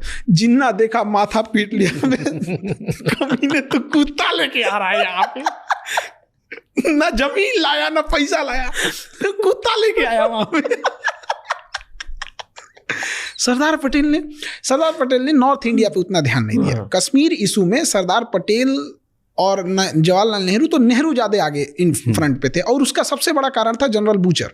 जनरल बूचर ने कहा कि सेनापति हमारा नहीं था, वो ब्रिटेन का था। उसने कहा कि जब तक हरी सिंह साइन करके नहीं देंगे हम करेंगे नहीं। हरी सिंह को नौटंकी पता नहीं किसने दे दिया कि अपना स्विट्जरलैंड बनाएंगे। पूरा खानदान लुट गया हरी सिंह का, बता नहीं सकते हैं इनके घर से किनको उठा के ले गए थे सब। अब हम लोग भी नहीं बोलते हैं कि चलो भैया, सबकी रेस्पेक्ट की बात होती है। लास्ट में देखें ना कि कौन कौन रिश्तेदार तब साइन किए यहाँ पे। सरदार पटेल ने तो वहां से ना भेजा। सरदार पटेल की बात अलग थी। वो इंसान अगर चाह देते ना, ये लाइन मिटाने का मतलब क्या चाहिए, तो पाकिस्तान वाला मिटाते, अफगानिस्तान वाला भी मिटा देते। देखते कोई नहीं देख रहा है, नॉर्थ इंडिया और भी सेंट्रल एशिया में चलते हैं। गलत हो गया उस टाइम हम लोग से। आपको लगता है वो पीएम बनने थे फर्स्ट? बनने तो चाहिए थे, लेकिन जिंदा रहते तब ना। ये बड़ा अजीब सी बात होती है। सरदार पटेल जी की आकस्मिक मृत्यु 1950 में हो गई थी, और हमारे यहाँ पहला इलेक्शन ही हुआ 1951 में। नहीं, 47 के बाद ही। वो तो प्रोविजनल गवर्नमेंट थी। वो तो प्रोविजनल गवर्नमेंट थी, वो तो वायसराय के अंडर में काम कर रही थी। सेनापति मेरा नहीं, वायसराय मेरा नहीं, तो हम क्या करेंगे ऐसा राजा बन के कि जमीनें मेरे सेना नहीं है। तो किसको बनना था पहला प्रधानमंत्री जो चेंज कर देता इंडिया की? तो उस समय जो कर सकते थे 47 में प्रोविजनल गवर्नमेंट में, उन्हीं के हाथ में था, होम मिनिस्टर के अंडर में। नहीं, उसके बाद पहले इलेक्शन के टाइम पे देखिए पहले इलेक्शन के टाइम पे तो बहुत लेट हो जाता है। 47 में ही बात कर रहे हैं, क्योंकि आप बहुत लेट कर दीजिएगा तब तो नहीं हो पाएगा। 47 में ही ये विभाजन खत्म होना चाहिए था। और जिन्ना को टीवी था, मर गया, फिर उसके बाद ले लेते। हाँ, वहाँ पे जिन्ना मारा था ना, तो उसकी बॉडी को 2 घंटा बाद आया था सर ले जाने के लिए। एम्बुलेंस में मर के सड़ रहा था, मक्खी भन बना रही थी, एम्बुलेंस का एसी नहीं चल रहा था, अब फ्यूल खत्म हो गया। तो सोचिए उसका कारकेट जाना चाहिए ना, तो फ्यूल खत्म हो गया था। फिर मैसेज गया कि जिन्ना यहाँ पड़ा हुआ है, ले जा भाई तू। ओके, आप पाकिस्तान की बात कर रहे थे। मैंने आपका एक वीडियो देखा, उसमें थंबनेल था, पाकिस्तान के लोग ये वीडियो मत देखना। ये वीडियो में क्या बताया आपने? ऐसा क्या बताया? 1971 की वार की चर्चा थी इस वीडियो में, और ये आई थिंक 5 साल पहले का वीडियो, 2020 के आसपास का। हाँ, तो उसमें यही बता रहे थे कि मतलब पाकिस्तान अपना किस तरह, मतलब 2 साइड में लड़ाई चल रही थी। एक थी बांग्लादेश साइड में, तो बांग्लादेश साइड में हमारी आर्मी उसके ऊपर भारी पड़ रही थी, और उसने सोचा कि भाई बांग्लादेश तो गया मेरे हाथ से। तो उसने पूरी अपनी टैंक रेजिमेंट और पूरी इन्फेंट्री बटालियन लेके घुस गया राजस्थान में, जिसपे लोंगेवाला की लड़ाई अपने बड़ा फेमस लड़ाई थी। मेजर कुलदीप सिंह चांदपुरी, तो वो 120 जवान थे, उनके सामने पूरी इन्फेंट्री बटालियन थी और पूरी टैंक थी। उनको ऊपर से ऑर्डर थे, छोड़ के हट जाओ भाई, नहीं लड़ पाओगे उनसे। वो लोग नहीं हटे और रात भर रोक दिया उन लोगों को। सुबह आई, जहाजें मार गई। हमारी सेना के ऊपर ऑर्डर आए थे कि हट जाओ, सुबह जो होगा देखा जाएगा। उन्होंने कहा कि भैया सुबह तक ये तो पूरे जोधपुर एयरबेस उड़ा देंगे सब। और उसी लड़ाई में पाकिस्तान की सेना थी, उसको 93,000 फौज को पाकिस्तान से मैसेज था, हटना मत गधा कहीं का, बहुत बिरयानी खिलाए तुमको, हटना मत। वो 93,000 सरेंडर कर दिए। तो 93,000, इन सबको ना चम्मच में थूक के डूब जाना चाहिए। तो क्यों सरेंडर कर दी? कुछ तो लड़ने की औकात होनी चाहिए। यहाँ हम 120 में रोक, यहाँ 120 में रोक दिए हो। 1.25 लाख नू एक लड़ा वहाँ। तो क्यों इनकी नहीं है 93,000? इतने बड़ी, यही तो हमें नहीं समझ में आता है, इतने कैसे जाहिल हो सकते हैं। 93,000 खत्म कर दिए, जबकि इनके पीछे बैक सपोर्ट था ब्रिटेन का, नाटो का, अमेरिका का, सबका बैक सपोर्ट था। अब ये क्या कर सकते हैं? और ये अपने यहाँ अभी भी कहते हैं सरेंडर नहीं हुए थे। यही कहते कि भाई तुम मानोगे हो नहीं कि तुम्हारे यहाँ सरेंडर हुए थे। तो ये बारात में घूमने आए थे 93,000। इनको अमेरिका भी अपनी भेज रहा था ना, शिप सपोर्ट करने के लिए भेजने वाला था पहुंचने से पहले। अमेरिका का तो आधा बेइज्जती पाकिस्तान कराया। उसने पैटर्न टैंक भेजा अमेरिका ने पाकिस्तान को कि अनविंसिबल टैंक है, इसे कोई नहीं उड़ा सकता है। आरसीएल गन से वीर अब्दुल्ला भी उड़ा दिए। अमेरिका का टैंक का ऑर्डर खत्म हो गया। पाकिस्तान, अमेरिका ने कहा कि चोटा तुमको हम नहीं देंगे, टैंक से ज्यादा चलाने वाला मायने रखना चाहिए। अमेरिका ने एक पनडुब्बी दिया, PNS गाजी नाम था उसका। कहा कि इसको कोई नहीं डुबा सकता। उसको हमारा एक जहाज डुबाया, जो जहाज खराब हो गया था, लंगर में था, मेंटेनेंस चल रहा था। INS राजपूत मार के गिरा दिया गाजी को। अमेरिका कहा कि तुमको हम हथियार नहीं देंगे, तुम पूरा बेइज्जत करा के रखा है हमको। 1970 का जहाज था MiG-21। 1970 की मोटरसाइकिल चलाने में डर लगेगा हम लोग को। उतनी पुरानी मोटरसाइकिल चलेगा भी कि नहीं चलेगा, अजीब लगेगा। हम लोग का MiG-21 जहाज 1970 का, उसमें ग्रीस मोबिल सब खत्म है, झर झर झर झर करता है। इसे दरवाजा बंद हो जाएगी, पायलट कहते भाई बंद हुआ कि नहीं, इसे नहीं, भाड़ा पे टेम्पू चलती है वहां पे, वैसा जहाज से। और पाकिस्तान का F-16 मार के गिरा दिया। F-16 मार के गिरा दिए। अब दुश्मन के एरिया से यूं टर्न लेके भागना था। अब ये पुराना जहाज था, टर्न लिए बस वहीं क्रैश हो गया। अब पाकिस्तान पागल हो गया भाई। अमेरिका को कहते हैं भाई अच्छे लोगों को हथियार भेजो, तुम्हारी भी इज्जत बची रहेगी। F-16 मार के गिरा दिया। अब पाकिस्तान कह रहा है कि नहीं गिरा F-16, उसका जो विंग्स टूटा हुआ था वो इंडिया में गिर गया। तो हमारे एयरफोर्स ये देख, ये टेम्पू का दरवाजा है रे। इनको ऐसा लगता है ना कि हमको लगता है, इन सबको ऐसा लगता है कि इनको फरिश्तों से डायरेक्ट फोन नंबर रखे होंगे, सब ये बात करते होंगे उस तरह से। हम लोग का चंद्रयान क्रैश कर गया, होता है। हमारे वैज्ञानिकों ने पूरा कोशिश किया था, वहां पहुंचा कि जमीन पे लैंडिंग ठीक जगह पे नहीं हुई थी। लेकिन उसके बाद तो हम लोग ने अच्छा कर दिया। जब क्रैश किया था तो बहुत खुश थे सब। अरे गधों, जो पहुंच सकता है वो अगली बार अच्छे से पहुंच जाएगा। एग्जैक्टली। अब वो पूछ रहा है सब कि क्या करेंगे चांद पे जाके। मतलब किस स्कूल कॉलेज में, हमको ना कभी कभी लगता है कि हमारे यहाँ स्कूल खराब है। कह रहा है कि चांद पे जाके क्या करेंगे। अरे कल को अगर वहां यूरेनियम मिल जाता है, वहां जाएंगे, यूरेनियम निकाल के लाएंगे। दुनिया का सबसे महंगा चीज यूरेनियम है। सोना चांदी हीरा को पूछता को नहीं। तो मतलब ये तो नॉर्मल लोगों को लगता है कि सोना बहुत महंगा चीज है। अरे सोना मतलब क्या चीज, टांग के घूमो यहाँ पे। यूरेनियम कल को वहां मिलेगा, हम लेके आ जाएंगे। और जब तक इनकी टेक्नोलॉजी बनते बनते पूरा खदाड़ के लेके खत्म कर चुके रहेंगे। दो देश एक ही टाइम पे अलग हुए थे, एक ही हिस्से से अलग हुए थे, पाकिस्तान और इंडिया। दो ने, डेढ़ बोलिए, डेढ़। आधा ही है, उसका आधा बांग्लादेश कट गया। वो आधा देश प्रगति क्यों नहीं कर पाया जब एक ही टाइम पे अलग था? उनमें दिक्कत क्या है? उन सबको ना अजीब दुनिया में जा रहा है सब उनको। उन लोग की दुनिया ही अलग है। हम लोग को ना बिल्डिंग चाहिए, फैक्ट्री चाहिए, हॉस्पिटल चाहिए। ये छोटा मोटा चीज उन सबको थोड़ी चाहिए। सीधे ताज होटल में आएंगे, बम चलाएंगे और उसका जन्नत में जाएंगे। अरे गधा कहीं का। ऊपर वाले को सबसे ज्यादा अगर किसी ने बदनाम किया तो पाकिस्तान वालों ने बदनाम किया। कोई इंसान मेरा नाम लेके किसी को 2 तमाचा मार दे, खान सर की जय, 2 तमाचा मार दे, हम फंस जाएंगे। ये अपने खुदा का नाम लेके बम चलाते हैं। यार फंसा किसको रहे हो?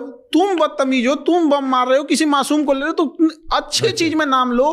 कहीं तुम परोपकार कर रहे हो, कोई हॉस्पिटल खोल रहे हो, वहां खुदा का नाम। गलत काम में क्यों खुदा का नाम लेते हो? फिर क्या है कि कोई इंसान नॉर्मल नमाज पढ़ रहा है, खुदा का नाम ले रहा है, लोग उसको अंतर नहीं समझ कर पाते हैं। अजीब हाल है ये। कहीं 50 एम्बुलेंस डोनेट कर रहे हो, तुम नाम लो अपने भगवान का, लो अपने खुदा का, लो सबको अच्छा काम में लो। पूरी कम्युनिटी को नाश के रखा है। क्या बोलिएगा इसको? बट प्रॉब्लम क्या है ना, धार्मिक चीजें बहुत ज्यादा आगे नहीं होनी चाहिए। धार्मिक चीजों में एक चीज क्या है ना कि वहां पर आपका धार्मिक चीजें में आप उसमें ना आप लॉजिक नहीं लगाइए। जो बोला जा रहा है चुपचाप एक्सेप्ट कर लीजिए, जो है वही मान लीजिए।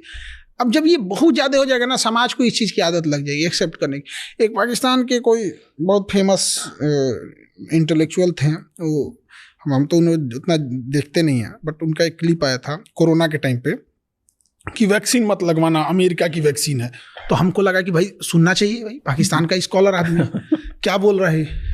तो हम सुने कि क्यों, उस समय कोरोना सबको डर लग रहा था, जो बोलता था आदमी हम क्या बोल रहा है भाई, सुन सुन सुन कर रहा कि ये अमेरिका की चाल है, वो वैक्सीन में कोई नैनो चिप रखे हैं। हमको और वो इसके हेल्प से, इस वैक्सीन की हेल्प से हमारी दिमाग को कंट्रोल करेंगे, हमारी दिमाग चुरा लेंगे।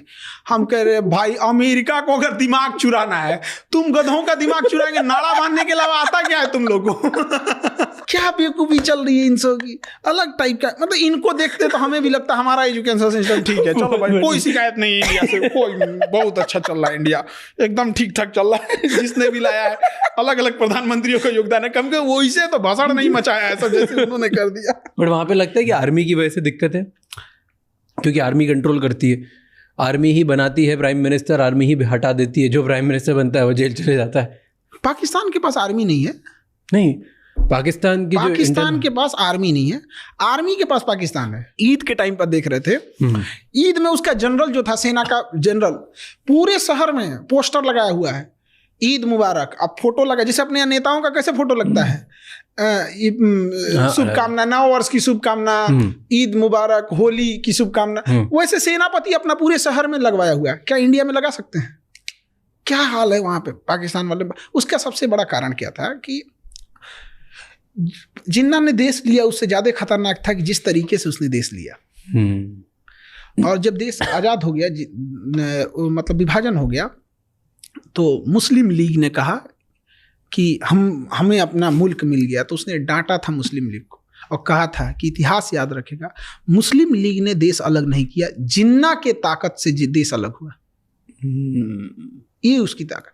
और गुजरातियों को अंडर एस्टिमेट नहीं करना चाहिए। जिन्ना भी गुजरात के थे भाई, बहुत तेज दिमाग के होते। जीना भाई ठक्कर, मतलब वो ठक्कर जाति से ना, मुस्लिम नहीं था जिन्ना, उसके दादाजी मुस्लिम नहीं थे। जेना भाई ठक्कर थे, ठक्कर जाति से। तो उसने ना मछली का व्यापार करते थे, तो शाकाहारी लोगों ने उन्हें बाहर कर दिया, भागो यहाँ से, तुम ये मछली कराची में सीख दिए। तो मुंजा भाई ठक्कर मुंजा भाई ठक्कर का बेटा हुआ जेना भाई ठक्कर, और जेना भाई ठक्कर का बेटा हुआ मोहम्मद अली जिन्ना, और ये इस्लाम धर्म अपनाया था और उसके बाद से ये कांड कर दिया। तो अगर जिन्ना को हम लोग एलिमिनेट कर देते ना तो पाकिस्तान बनता ही नहीं। नाथूराम गोडसे, हमको लगता है इसने को किसी ने गलत सुपारी दे दी थी, फोटो दिखाने में गलत कर दिया कि मारना है इसको, मार दिया उसको जाके। भाई मारना था तो जिन्ना को मार देते यार। हम लोग तो बदनसीब थे भैया, हम लोग तो अभी जन्म लिए हैं, आज़ादी के समय हम लोग नहीं थे। बट इनफैक्ट एक कॉमन सेंस भी रहता, अगर हमें ही मारना रहता तो भाई हम गांधी को क्यों मारे? 80 साल का बूढ़ा तेज ढकेल देंगे तो मर जाएगा इंसान, उसको मार दिया। कितना बेशर्मी का बात है यहाँ पे। जिन्ना को मार भाई, सारा बवाल खत्म हो जाएगा यहाँ पे। वही ना मचा रहा है यहाँ पे। आप उस आइडियोलॉजी की नहीं हो जहाँ पे लोग डिबेट करते हैं ना कि गांधी जी ने ऐसा किया, गांधी जी ने ऐसा किया। कहाँ कौन से प्रस्ताव में गांधी ने लाया? देश का विभाजन हुआ, CR फॉर्मूला, चक्रवर्ती राजगोपालाचारी लास्ट में थे, सरदार पटेल ने भी सहमति उस समय थी, जवाहरलाल नेहरू की भी सहमति थी, सबकी थी। कारण क्या था? जिन्ना था। सिंपल सा कारण उसका जिन्ना था। जब जिन्ना को लग गया और 1945 में शिमला सम्मेलन हुआ, उसमें जिन्ना की बात ही नहीं मानी गई 1945 में, और वहाँ कांग्रेस में बोला गया तो इसने मोहम्मद अबुल कलाम आज़ाद गए वहाँ पे। तो 1945 में शिमला सम्मेलन में जिन्ना को लग गया कि ये लोग ना आज़ादी देने वाले हैं ना देश का विभाजन करने वाले हैं, ये लोग बस आज़ादी दे के चले जाएंगे। तो जिन्ना ने उसके एक साल बाद 16 अगस्त 1946 को ओपन बोला था, डायरेक्ट एक्शन प्लान, दंगा फैला दिया, हर घर में दंगा, हर शहर में होने लगा, हर शहर में होने लगा। जिन्ना को मारो, खत्म कहानी। एक सिंपल सी बात बताते हैं, जिन्ना को मार देते तो कौन इंसान आता आज़ादी की मांग करने के लिए? कौन था? कोई नहीं। जिन्ना को पूछता कौन है? विप्रो कंपनी के मालिक है ना अजीम प्रेम जी, विप्रो उन्हीं की है। अजीम प्रेम जी के पिताजी थे मोहम्मद प्रेम जी, उनको जिन्ना ने ऑफर दिया कि आप क्या कर रहे हैं वो हिंदुस्तान में, ये आपका मुल्क है पाकिस्तान, यहाँ आइए हम आपको वित्त मंत्री बना देते हैं। हम आप फोन काट दिए, रख देश बनाया यहाँ पर। इस इंसान ने ठुकरा दिया। 22 करोड़ रुपया दान देते हैं विप्रो से, हमारे रतन टाटा साहब। ये लोग देश के लिए हीरा हैं ये लोग। तो अलग टाइप का था। जिन्ना नहीं रहता तो विभाजन कभी नहीं होता। अच्छा, उसके बाद भी वो लोग क्या कर रहे थे जो विभाजन को स्वीकार कर लिए?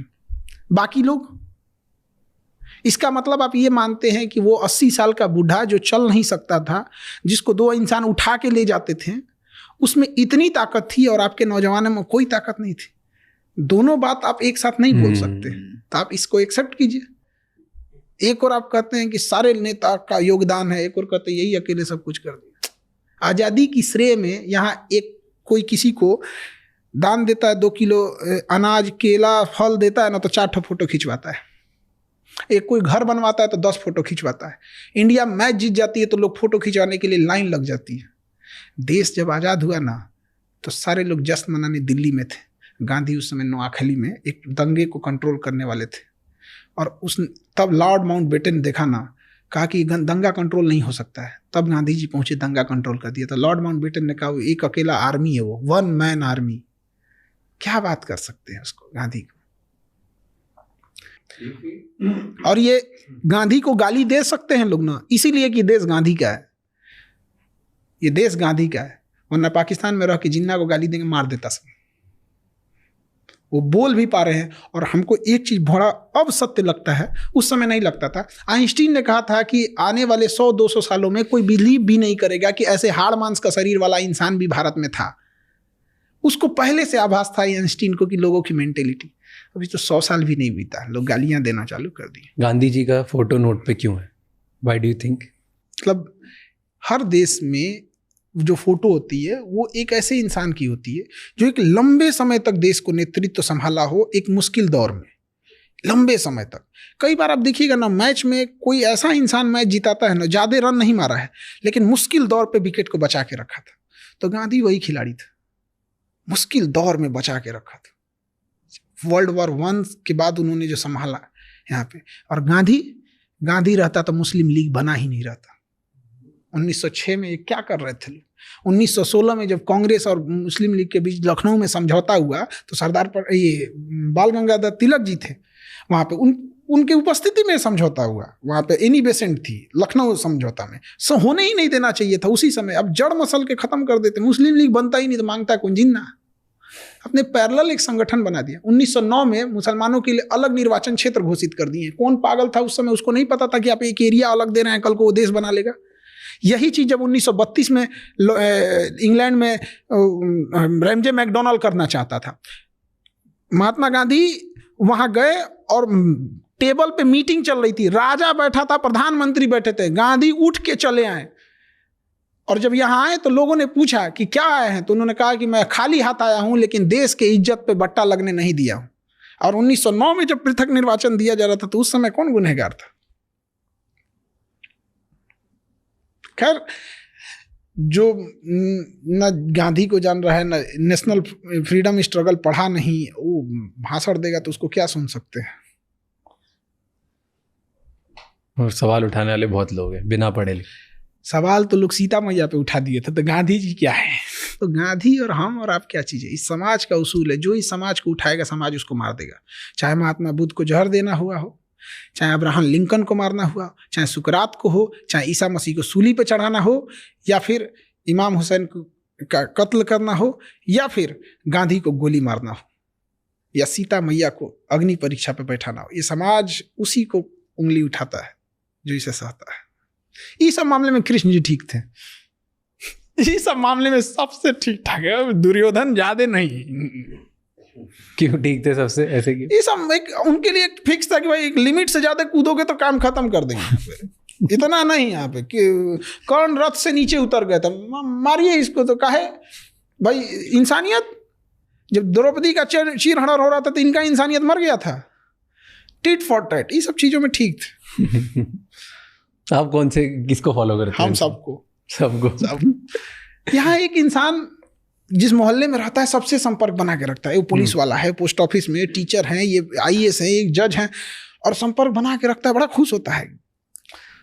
तो फिर इतने बड़े बड़े भगवान से क्यों बैर लेना भाई? सबसे मिलजुल के रहो, कोई दिक्कत कभी आएगी तो खुल के बोल सकते हो। और क्या ये बताइए, अगर कोई क्रिश्चियन है वो वाहे गुरु से कहे कि हमारी मुसीबत में आप, मेरी मुसीबत है, हमें इस मुसीबत से निकाली, तो क्या कहेंगे? तुम क्रिश्चियन हो। इंसानियत सबसे बड़ा होना चाहिए, सर्वोपरि। अभी देखा जो बिल के ऊपर बात हो रही है, वक्फ बोर्ड बिल, वो क्या है ना कि रिलीजियस चीजें जो होती है ना, जैसे CANRC आया था ना, ऐसा लग रहा था कि दुनिया पलट जाएगा, तो ये हो जाएगा, तो वो हो जाएगा, देश के लिए ये वो, पता नहीं क्या हुआ, पता ही नहीं चलता कुछ आपको। मतलब कुछ GST आने वाला था तो इससे देश का विकास हो जाएगा, ये हो जाएगा, वो।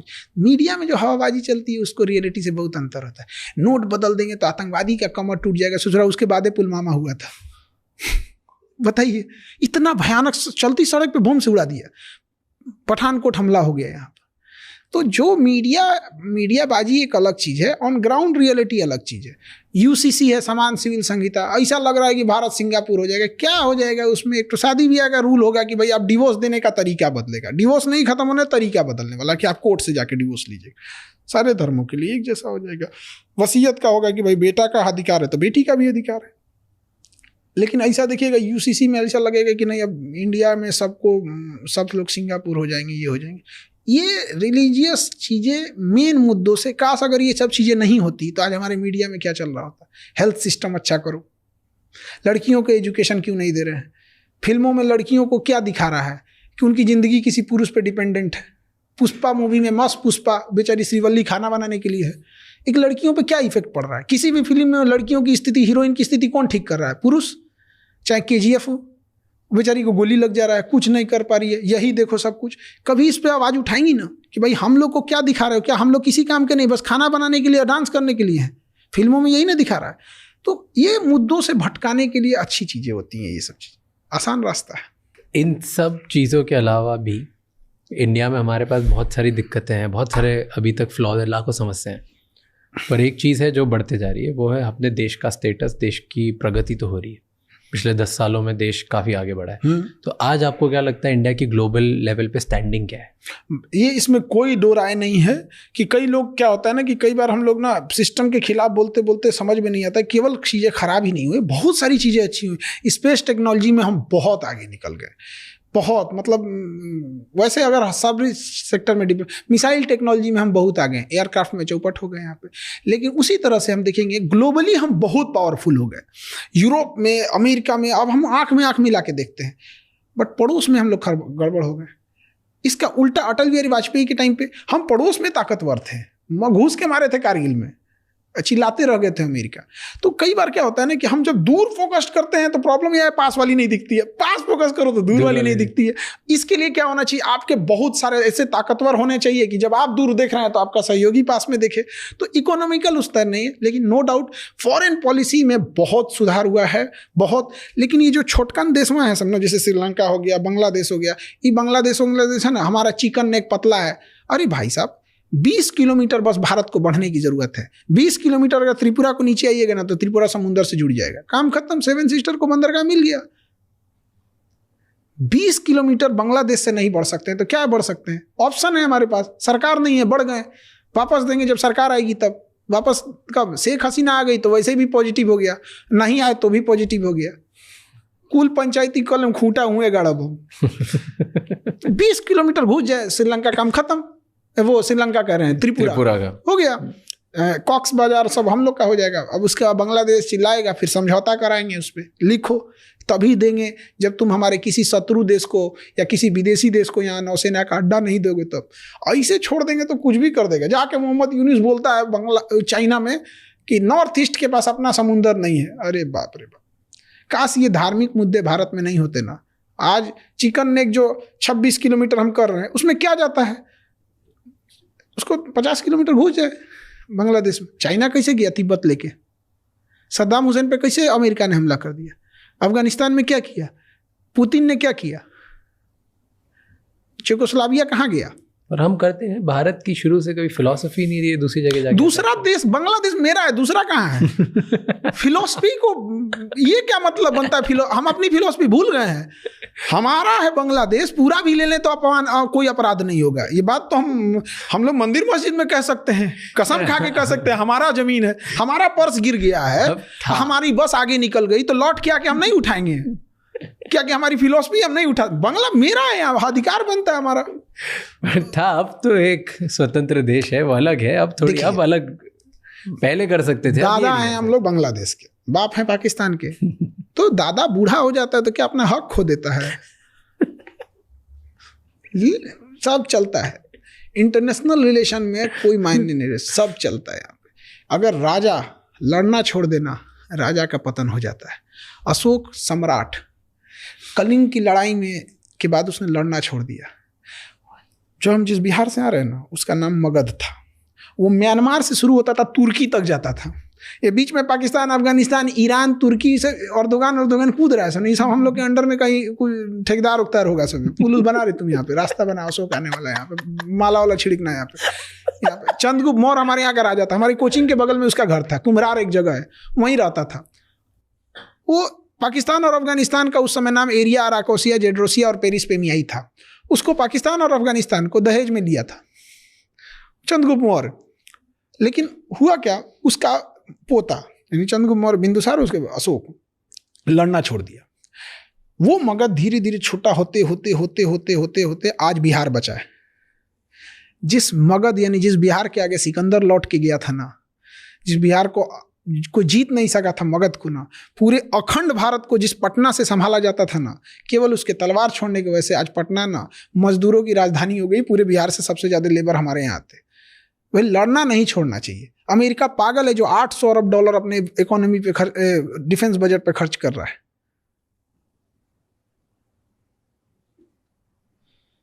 भाई हम कहाँ, हम जबरदस्ती मार रहे हैं। वो धमकी दे रहा है तुम्हारा चिकन नेक पतला है, चौड़ा कर देंगे इसे। उधर नेपाल नक्शा अलग दिखा रहा है, नेपाल का हेल्थ सिस्टम हमारे दम पे चल रहा है। तुम पॉलिटिक्स के चक्कर में कुछ भी करोगे, कभी नहीं करेंगे। एक गांव में देखिएगा ना, चौराहे पे कोई शरीफ कुत्ता होता है ना, बेचारा टहलते हुए जाता है तो कोई ईंटा चला देता है। वही जब वही कुत्ता जब पागल हो जाता है ना, तो लोग शटर बंद करे, पागला है, काट उठ लेगा। तो थोड़ा डर भी जरूरी होना चाहिए, खौफ होना चाहिए। कुत्ते से याद आया, आपने एक वीडियो बनाया था पाकिस्तान और उसको कंपेयर करा था, क्या कुत्ता जैसा दिखता है तो हम क्या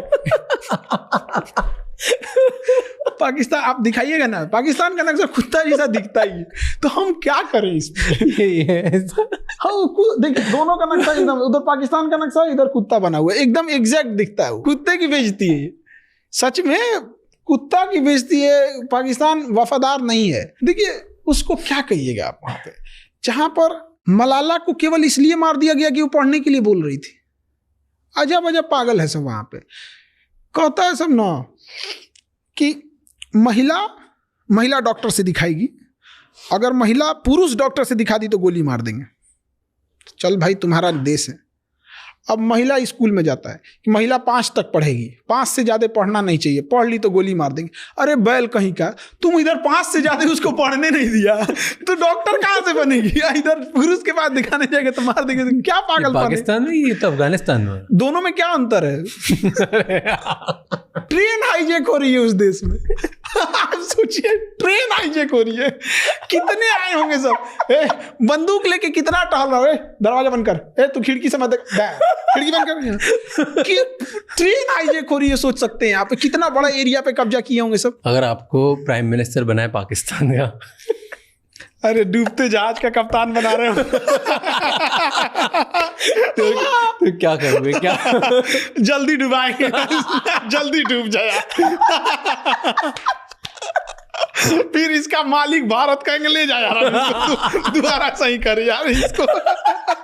दूसरा कोई रास्ता नहीं है उसको सीधा करने का। क्या चेंज करोगे? क्या करोगे? उसका देश ही चेंज करेंगे, पूरा देश चेंज। वो सही नहीं हो सकता है ना। अब आप कहिएगा कि जैसे हमारा थोड़ा कपड़ा फट गया तो हम सिल सकते हैं ना। अब आप हमको मच्छरदानी उठा के दीजिएगा, इसको पूरा छेद है यार उसमें कहाँ से बंद करेंगे यार? वैसे हमारा जो प्रधानमंत्री था जेल चले आता।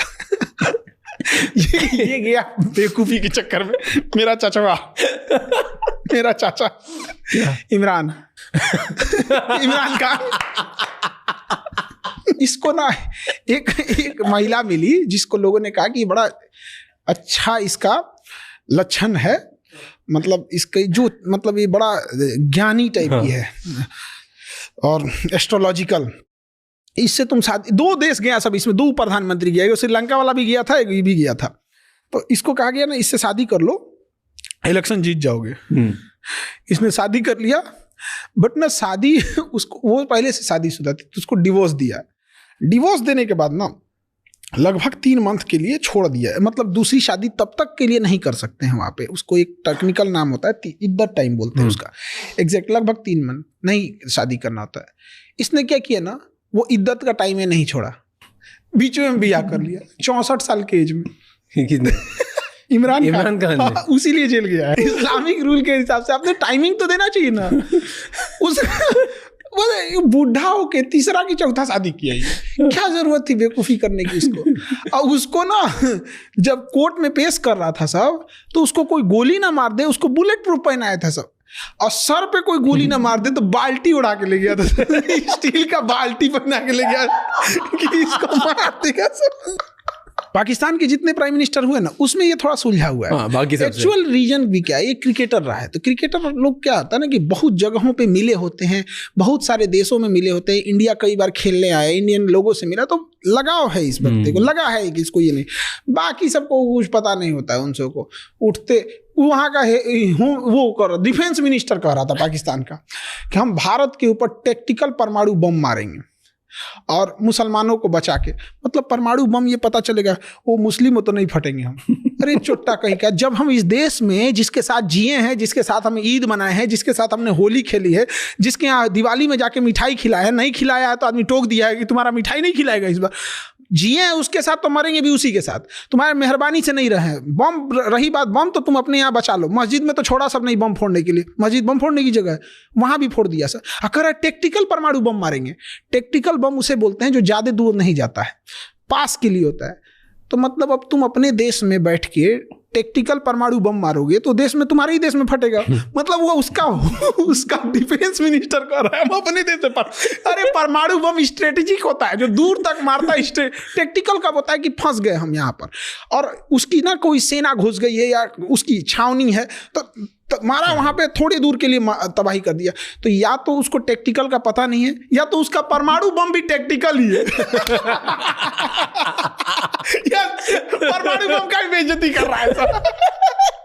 परमाणु बम एक स्ट्रेटेजिक बम है हमारे देश में, उसको हेल्थ थल सेना नहीं कर, उसका एक ब्रांच है स्ट्रेटेजिक कमांड, वो संभालती है, वो उसको भी टैक्टिकल कर रहा है। बताइए इसको क्या बोला जाए। तो आप बने कैसे, आपने कैसे स्टार्ट किया, आप ये सब करना कब शुरू किया? हम लोग तो ये सब टीचर बनना ही नहीं था हम लोग को।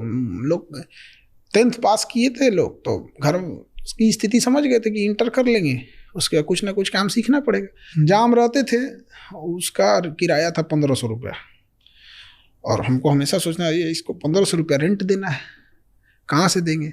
और मेस में जहाँ हम खाना खाते थे उसका रेंट था 1400, उसका मेस का चार्ज था 1400, और 2 टाइम खाना आता है टिफिन से। तो ये बड़ा समस्या रहता था, क्या करें हम। तो जिसके मकान में रहते थे ना, उनके 4 बाल बच्चे थे, स्कूल वाले थे, कोई 7 में था, कोई 9-10th में था, ऐसे 4-5 थे। तो हम कहें कि देखिए ना, बड़ा समस्या है, इनको दे दीजिए, हम पढ़ाने की हम पढ़ा देंगे यहाँ पे। तो उन 4 बच्चों को पढ़ाएं, तो 4 में से 3 को पढ़ाना था, एक नानी के यहाँ कहीं रहता था, तो उनको पढ़ाना चालू किए। उनका रैंकिंग खराब आता था, सुधरने लगा। तो 3 बच्चों को पढ़ाने के लिए हम ये उम्मीद कर रहे थे कि वो 1500 रुपया देंगे, ताकि मेरा रेंट, क्योंकि उन्हीं के मकान में रहता, बट उन्होंने 800 रुपया दिया।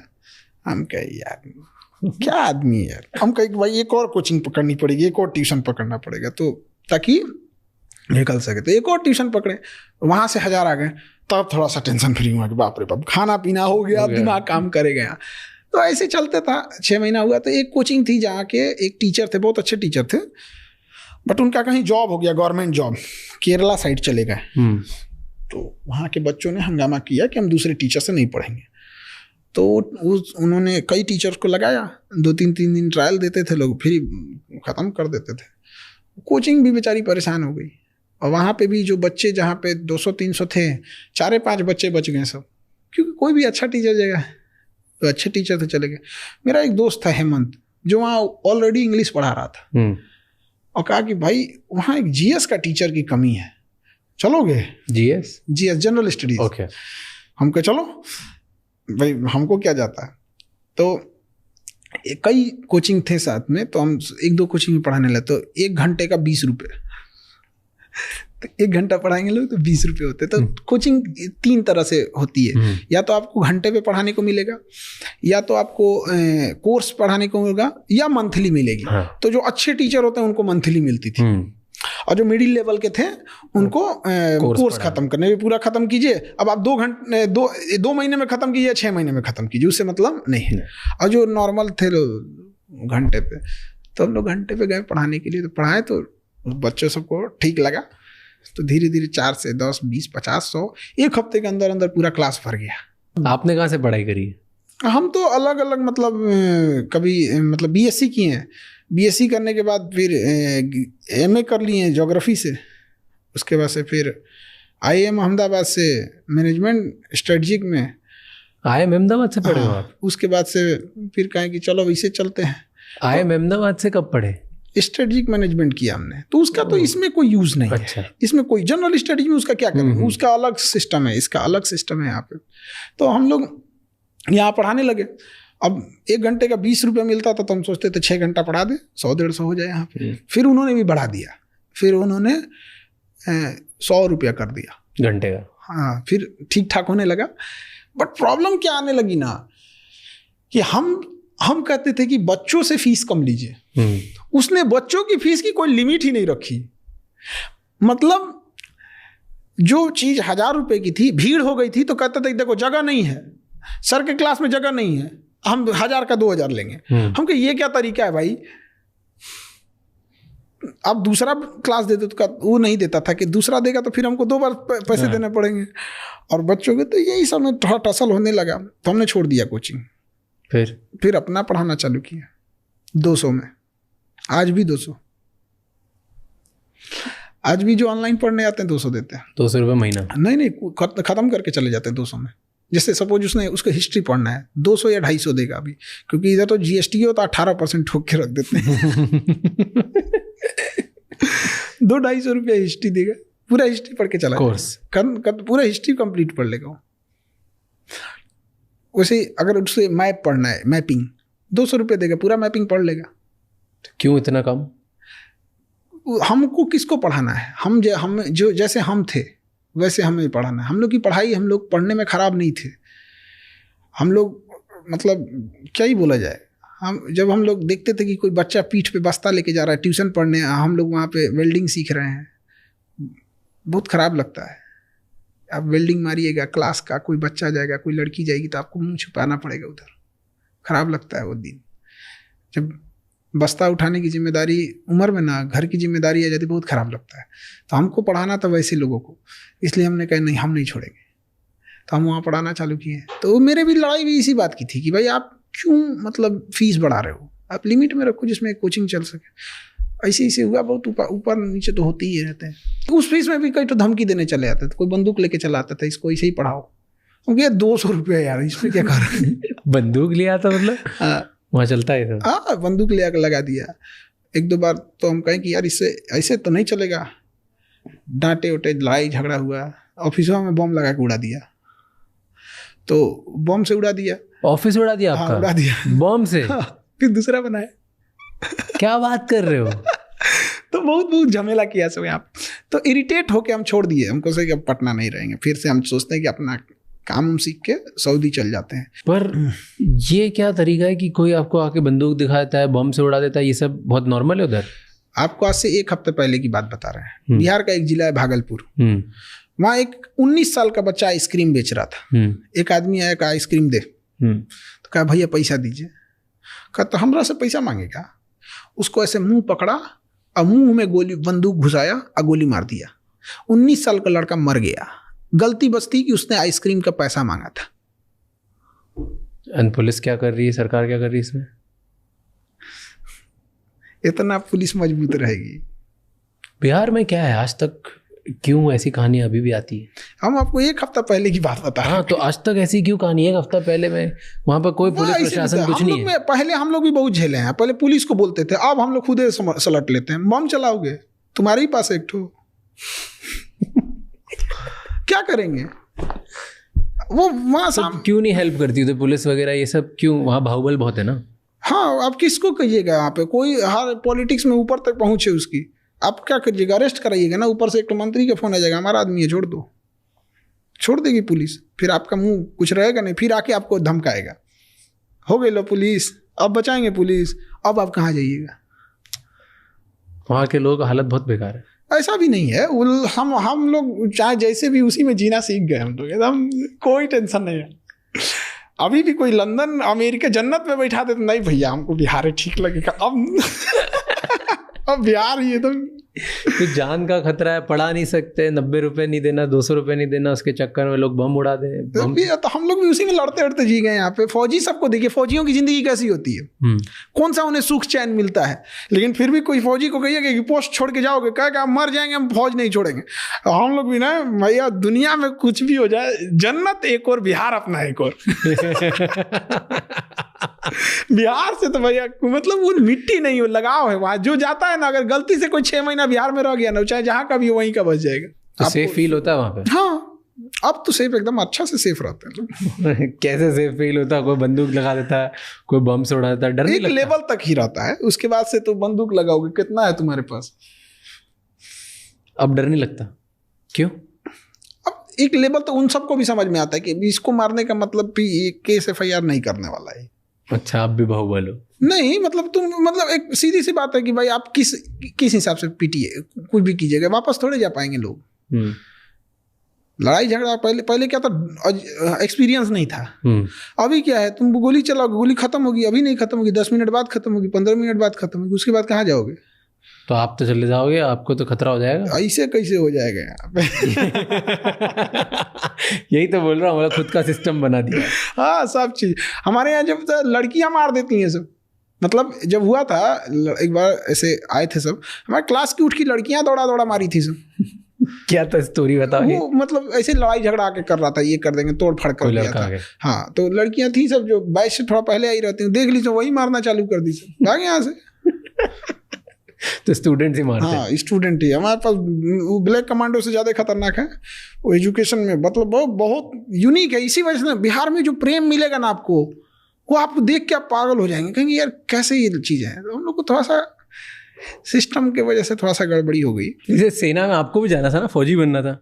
हमको तो फौजी ही बनना था, एजुकेशन में तो आना नहीं था। फिर हम लोग एग्ज़ाम दिए, फिर रिटेन हुआ, उसको पास करने के बाद से फिर ये एसएसबी में बुलाया जाता है, और उसके बाद से फिर मतलब मेडिकल वगैरह होता है। तो मेडिकल में हमको हाथ टेढ़ा वजह से साइड कर दिया है। बहुत टेंशन हुआ, क्योंकि फौज में हम लोग को देखिए होता क्या है ना, कि हम लोग जब जिस समय से आए थे तो हम लोग को लगा था कि फौज में जाके जल्दी सेटल भी हो जाएंगे, और घर वाले इतना तो पढ़ने का मौका नहीं देंगे। तो ऐसा लगता था यार बीटेक करेंगे लोग 4 साल फिर पढ़ना पड़ेगा, घर वाले कहाँ से लाएंगे। फौज में क्या है, घुस गए काम खत्म, टेंशन फ्री। तो नहीं बन पाया इंसान। तो फिर अब कभी सपना नहीं आता, कभी देख के लगता नहीं कि यार कभी तो होना था मेरे को फौजी। हम आज अगर मौका मिल जाए आज चले जाए, सब चीज़ छोड़ छाड़ के। क्यों ऐसे? दिल लगा चुड़ैल से तो परी किस काम। बचपन से ही सपना था कि नहीं? बचपन से ही एकदम।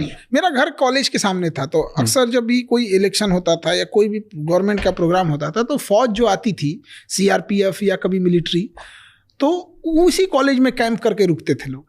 तो वहाँ पे उनका खाना बनना, पूरी ट्रक का ट्रक आना, तो बड़ा वो हर 2-3 महीने पे कभी ना कभी कोई कैंप लग जाता था। कभी एनसीसी का कैंप लगता था तो पूरे आते। तो देखते देखते देखते वो आदत हो गई, वो ड्रेस, वो चीज़ें, सब चीज़ बड़ा अच्छा लगने लगा। बस बचपन से देख के अच्छा लगता था। और कोई भी चीज़ हम देखे रहते तो अमूमन उसी चीज़ से लगाव होता है। अब रेगिस्तान के आदमी को क्या लगेगा, समुंदर से लगाव होगा, देखा ही नहीं तो। कई फौजी को देख के जलन होती है कि यार ये वर्दी मेरे पास भी होनी चाहिए थी। अब हमारे स्टूडेंट होते हैं तो उनको हम मिठाई भी खिलाते हैं, फिर कहते हैं तुम जहाँ हो ना वहाँ हमें जाना था। अब हम जहाँ नहीं जा पाए वहाँ उनको ले जाते हैं।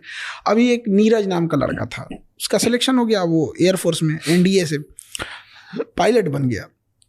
हम कहे यार तू खुश नहीं है? तो क्या सर एकदम खुश हैं। टेंशन इस बात की है ना, ऐसा ना हो कि हमको राफेल मिल जाए, हमको चाहिए सुखोई।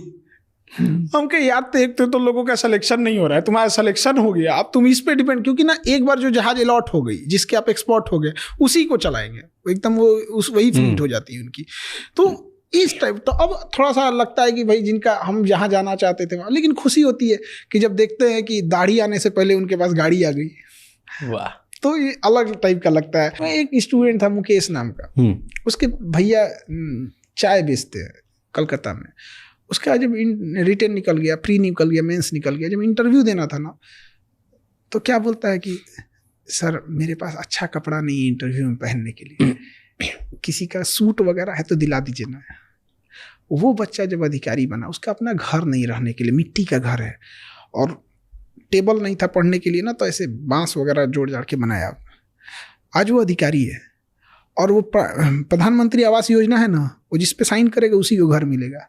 हमको आज आके बोला, जानते हैं सर 300 घर बनवाए हम, जिसका अपना घर नहीं था। तो लगता है कि आदमी कमाया है। ये चीज़ें बड़ा अच्छी लगती है। हकीकत मायने में हमको पढ़ाने में कोई इंटरेस्ट नहीं है, लेकिन पढ़ाते बस हम इसीलिए हैं कि जो गरीब बच्चा है वो पढ़ सके। दूसरा, जो कमज़ोर बच्चे, उन्हें ये ना लगने लगे कि वजह वो नहीं पढ़ सकते, उन्हें हम एक हिम्मत देना था। आज भी जो बैक बेंचर होता है ना, इंडिया के किसी बैक बेंचर से हम यही कहते हैं, उसको एक आखिरी उम्मीद रहता है, खान सर है तो हमको क्या टेंशन। हम बैक बेंचर जो बैठे रहते हैं उनको एकदम टेंशन नहीं, उनको लगता है कि उनका ब्रांड एम्बेसडर है। हमारे आज भी हैंडीकेप को पैसा नहीं लगता है। कोई हैंडीकेप आ जाए पढ़ ले, उसका कोई पैसा नहीं लगता है अभी भी। और पैसे मतलब इतना मिनिमम फीस रख दिए हैं कि अब तो किसी को कहना ही नहीं पड़ता है कि मतलब फीस कम कर दीजिए। अब जहाँ 2 लाख रुपया लगता था नीट और जेई का, वहाँ हम लोग ऑनलाइन उसको 2-3 हज़ार में दे देते हैं, और ऑफलाइन आके पढ़ना रहता है तो उसको मान के चले मंथ का 2,000-2,500 लगेगा।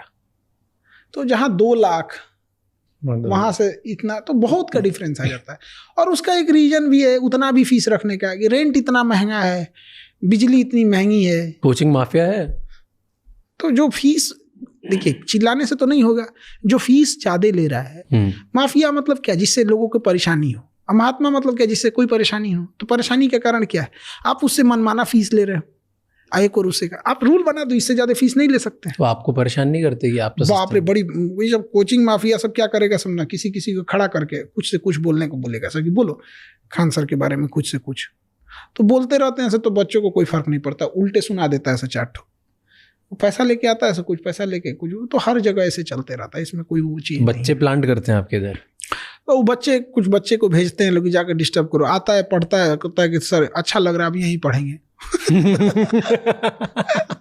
एक बच्चा आया था हमसे यूपीएससी वाले क्लास में, कह रहा है सर हमको कोचिंग वाला, अब नाम नहीं लेंगे कि एक होता है प्रोटोकॉल, तो उनकी फीस थी 2 लाख रुपए। तो 3-4 बच्चे आए थे, उनका कहना था कि इनका जब यूपीएससी का क्लास चलेगा ना तो उसमें खड़े होकर तुम डिस्टर्ब करना, कुछ से कुछ क्वेश्चन पूछना, और उनको प्लांट किया गया।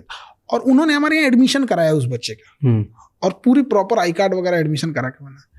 1 हफ्ते बाद वो बच्चे आए सर मिलने, हम कहे बोलो, क्या सर अकेले में 2 मिनट, क्योंकि बोलना है यार, कौन सा तुम कहीं लाश थोड़े ना दफनाए हो कि हमको अकेले में बताओगे, पढ़ाइए के ना बात बोलो। नहीं सर बताएगी सर हमको कोचिंग वाला भेजा था डिस्टर्ब करने, लेकिन कसम से सर बहुत अच्छा लगा यहाँ पर, अब हम यहीं पढ़ेंगे सर। आवाज बस इस चीज को उठना चाहिए कि कोचिंग की फीस एक लिमिट में होनी चाहिए, आप इससे ज्यादा नहीं ले जा सकते। और जो कम लेते हैं उन पे टैक्स वगैरह में थोड़ी सहूलियत देनी चाहिए। अब एक बात बताइए, जब लॉकडाउन लगा था देश के पास पैसे नहीं था, पहली बार हुआ था, आपको बिलीव कीजिएगा कि हमने जो पहला बैच लाया था पूरे कोर्स का 11 रुपए का था, कल्पना नहीं कर सकते कोई 11 रुपए का। और एक बच्चा गुजरात या महाराष्ट्र से गुजरात थोड़ी दूर पे मेरे क्लास में आया, वो पूरी मतलब क्लास के सामने बड़ा अजीब उदास हो गया। 11 रुपये में पढ़ा था, उसके कंधे पे 2 स्टार लगे हैं, अभी बिहार पुलिस में इंस्पेक्टर हैं, एसआई है वहाँ पे। वो गुजरात में 12,000 रुपया पे 12,000 रुपये, उसी में उसको रहना भी है खाना भी है, कहता था 6-7 हज़ार रुपये बचता था। पेंट करता था, पेंट, और ना मोबाइल उसका नहीं था ना, तो उसने दोस्त के मोबाइल से बैच खरीदा था 11 रुपये में। उसके मोबाइल नहीं था, 11 रुपये तो महंगा नहीं है, बट वो वाला मोबाइल था कीपैड वाला, तो उसमें क्लासेस नहीं चलते थे, तो उसके मोबाइल में वो चलता था। अब वो क्या है, वो उसका जो दोस्त था वो गाना सुनता था, तो जब वो सो जाता था तो उसके मोबाइल से पढ़ता था 11 रुपये में पढ़ के। और वही कहा कि सर आप लोग नहीं रहते ना तो हम लोग का गरीब का हिम्मतें टूट जाता, और उस पर हम लोग 18% GST दिए 11 रुपये में। आज आप इतने बच्चों को पढ़ाते हो, सबसे बड़े चैलेंजेस क्या दिखते हैं आपको स्टूडेंट्स के?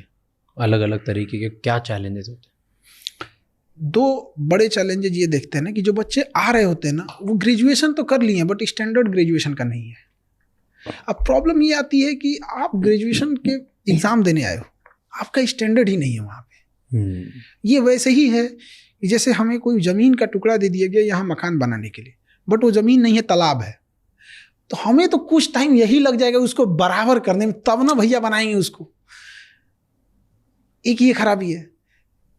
2 तरह का डिग्री है यूपी, बिहार, नॉर्थ इंडिया में। पढ़ के ग्रेजुएशन करना है कि नकल करके, पढ़ के बीएड लेना है कि पैसा देके, पढ़ के आईआईटी करना है कि पैसा, आईटीआई, आईआईटी नहीं आईटीआई डिग्री है वो टेक्नीशियन के लिए। ठीक है, वो क्या कर रहा है वहाँ पे, वो ग्रेजुएशन में उसको पता ही नहीं कि उसका एचओडी कौन है। तो एक ये स्टैंडर्ड नहीं है।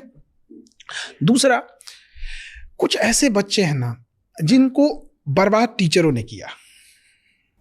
टीचर मतलब इन द सेंस क्या है, बर्बाद कैसे किया कि टीचर की संख्या कम है, स्टूडेंट हमेशा ज़्यादा होते हैं।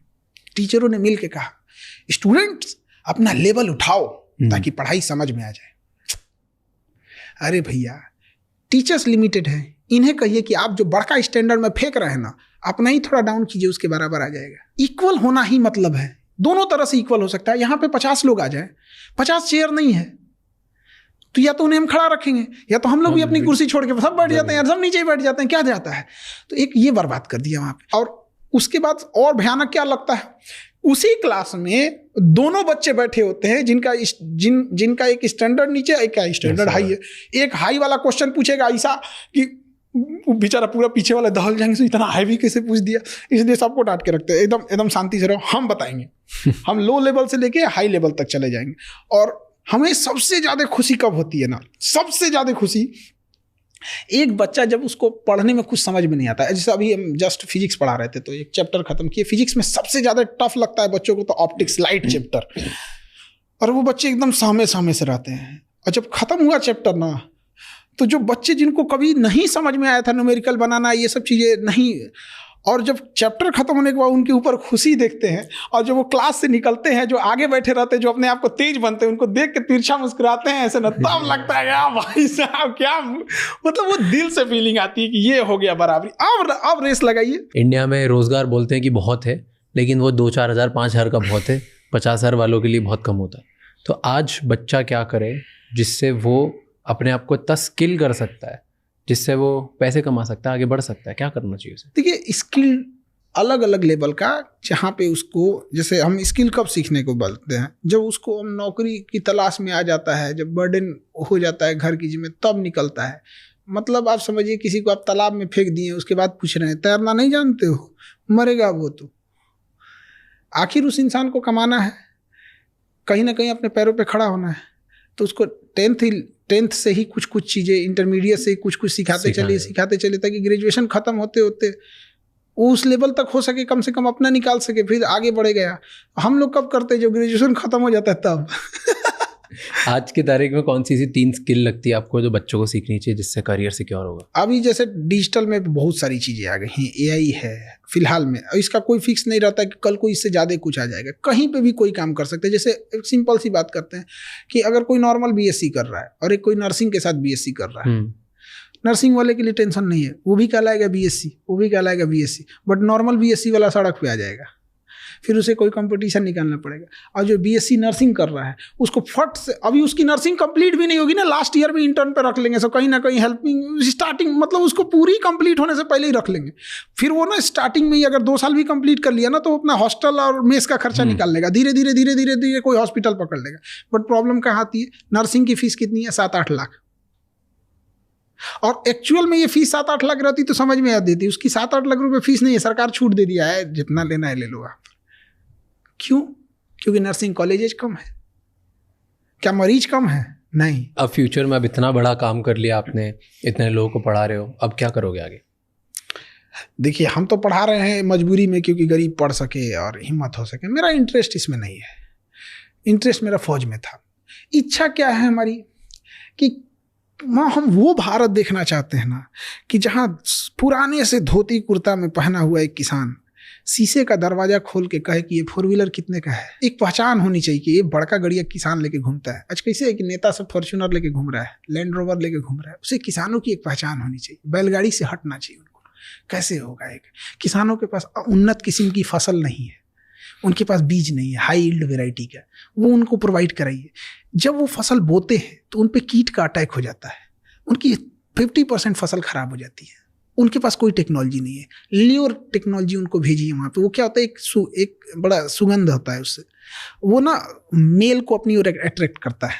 उसकी वो दवा होती है, उसकी सुगंध फीमेल कीट की तरह होती है, तो उसको ना सारे मेल उसी को समझ के ना आ जाते हैं सब एक पास, और उसको एक बड़े से प्लेट में ऐसे रख दीजिए, उसमें हल्का सा केमिकल डाल के, उस पर जैसे बैठेगा डूब जाएगा, पानी में डूब जाएगा वो। या फिर एक स्टिकी पेपर ले लीजिए, उसी पे उस दवा को चिपका दीजिए, उसको लगेगा फीमेल है, सारे मेल आ जाएंगे। तो ऐसे क्या है ना कि आपको कम खर्च करना पड़ेगा, क्योंकि जब आप कीट को, मेल को भी मारेंगे फीमेल को भी मारेंगे तो डबल मेहनत है। और ल्योर की मदद से केवल आके मेल मरेगा, जहाँ मेल मरेगा उनका रिप्रोडक्शन साइकिल रुक जाएगा। जब रिप्रोडक्शन साइकिल रुक जाएगा तो फिर धीरे धीरे कंट्रोल हो जाएगा। ये उनके पास है ही नहीं। गवर्नमेंट सोई हुई है, अगर उसकी फसल हो गई और वो जब बेचने जाएगा ना सब्जी फल, तो समाज में गिद्ध बैठे हैं सब, उस किसान को देखते हैं आराम से, रुक शाम हो जाने दे, शाम हो जाने दे, तुम 20 रुपया में ना बेच रहा है, तुम 10 रुपया में नहीं बेच के जाएगा तो तुम बताना। इतना अफसोस लगता है ना, क्योंकि वापस लाएगा तो उसको 10 रुपया भी नहीं मिलेगा। क्या गांव में एक कोल्ड स्टोर नहीं हो सकता है? तो आप क्या कर रहे हो इसके लिए?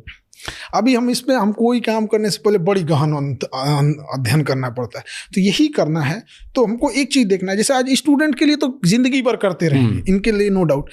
हमको वो देखना है किसानों के लिए, कभी उनका भी एक ऐसा क्लास ले बैठा के, ऐसा करना है, और उनको एक टारगेट दे कि देखो भैया, तुमको 2 साल का टाइम देते हैं, 2 साल तक के बाद तुमको हम 4 व्हीलर पे देखेंगे, हमको उससे मतलब नहीं है तुम कैसे लाओगे, हम जान निकाल लेंगे काम करा के। जैसे स्टूडेंट को कैसे, मतलब उनको तो मानते हैं, पढ़ाते हैं, लेकिन उनसे हम टारगेट जो दिए वो करवा देते हैं। तो किसानों को भी थोड़ा एज में बड़े रहते हैं लोग, दादा एज के किसान लोग, लेकिन काम तो करा लेंगे हमको। तो हम अभी इसी चीज़ों पे करना है कि भाई कैसे हो गया। तो क्लास स्टार्ट करोगे किसानों के लिए? यही सोचते हैं, लेकिन उनके लिए एरिया बड़ा चाहिए क्योंकि आप प्रैक्टिकल उसको तो दिखा नहीं सकते। एरिया बड़ा चाहिए, गवर्नमेंट से मांग नहीं सकते हैं क्योंकि गवर्नमेंट देगी नहीं। गवर्नमेंट हेल्प करेगी तो अगर कभी नहीं लेना चाहिए आपको। एक गवर्नमेंट हेल्प करेगी, अगली गवर्नमेंट उजाड़ के चली जाएगी। खुद खड़े हो जाओ, पॉलिटिक्स में जाओ, पॉलिसी चेंज करो। खड़े झूठ बोलना पड़ता है उसमें, हम लोग से होगा नहीं। टीचर से तो और ना होगा, क्योंकि हम लोग को आदत होती है मिक्स भाषा नहीं बोलते हैं। भैया ये होगा तो होगा, नहीं होगा तो नहीं होगा। बच्चों को खड़ा बोल देते हैं भाई इतना ऐसा मेहनत करेगा तो तुम्हारा रिजल्ट नहीं होगा, तुम्हें और करना पड़ेगा। खड़ा बोल देते हैं भाई, उसे खराब लगेगा बट करेगा तो मेहनत, इसलिए पॉलिटिक्स नहीं हो पाएगा। बड़ी मुश्किल है, हम जैसे लोगों के लिए मुश्किल है। लोग भी हम जैसे लोगों को नहीं पसंद करते हैं। उनको वही नेता चाहिए जो उनको अच्छा अच्छा बात बोले, भाषण दे, उल्टा सीधा कुछ से कुछ बोले। एक नेता तो कह रहा था 2 महीना में एयरपोर्ट चालू कर देंगे। हम कह रहे भाई साहब 2 महीना में तुम साइकिल स्टैंड नहीं बना पाएगा, एयरपोर्ट कहाँ से बना रहा है? हिम्मत देखिए उसका, कह रहा 2 महीना में चालू कर देंगे हम। और 1 साल बीत गया। पिछला इलेक्शन 2024 का था ना, उसमें बोल रहा था। हमारे यहाँ छपरा एक डिस्ट्रिक्ट है, सारा डिस्ट्रिक्ट, वहाँ एक एयरपोर्ट, उसमें भैंस घूमती है छोटा सा। उसमें पुलिस की ट्रेनिंग सेंटर है वहाँ पे, एक भागलपुर में भी, उस पे भी ऐसे, वो अंग्रेजों के टाइम से बनाया। उसको हर इलेक्शन में कोई पॉलिटिशियन आएगा, क्या कहेगा, इसे हम इंटरनेशनल एयरपोर्ट बनाएंगे। डोमेस्टिक भी नहीं, डोमेस्टिक मतलब छोटा मोटा बात थोड़ी होता है यहाँ पे। डोमेस्टिक मतलब क्या होता है?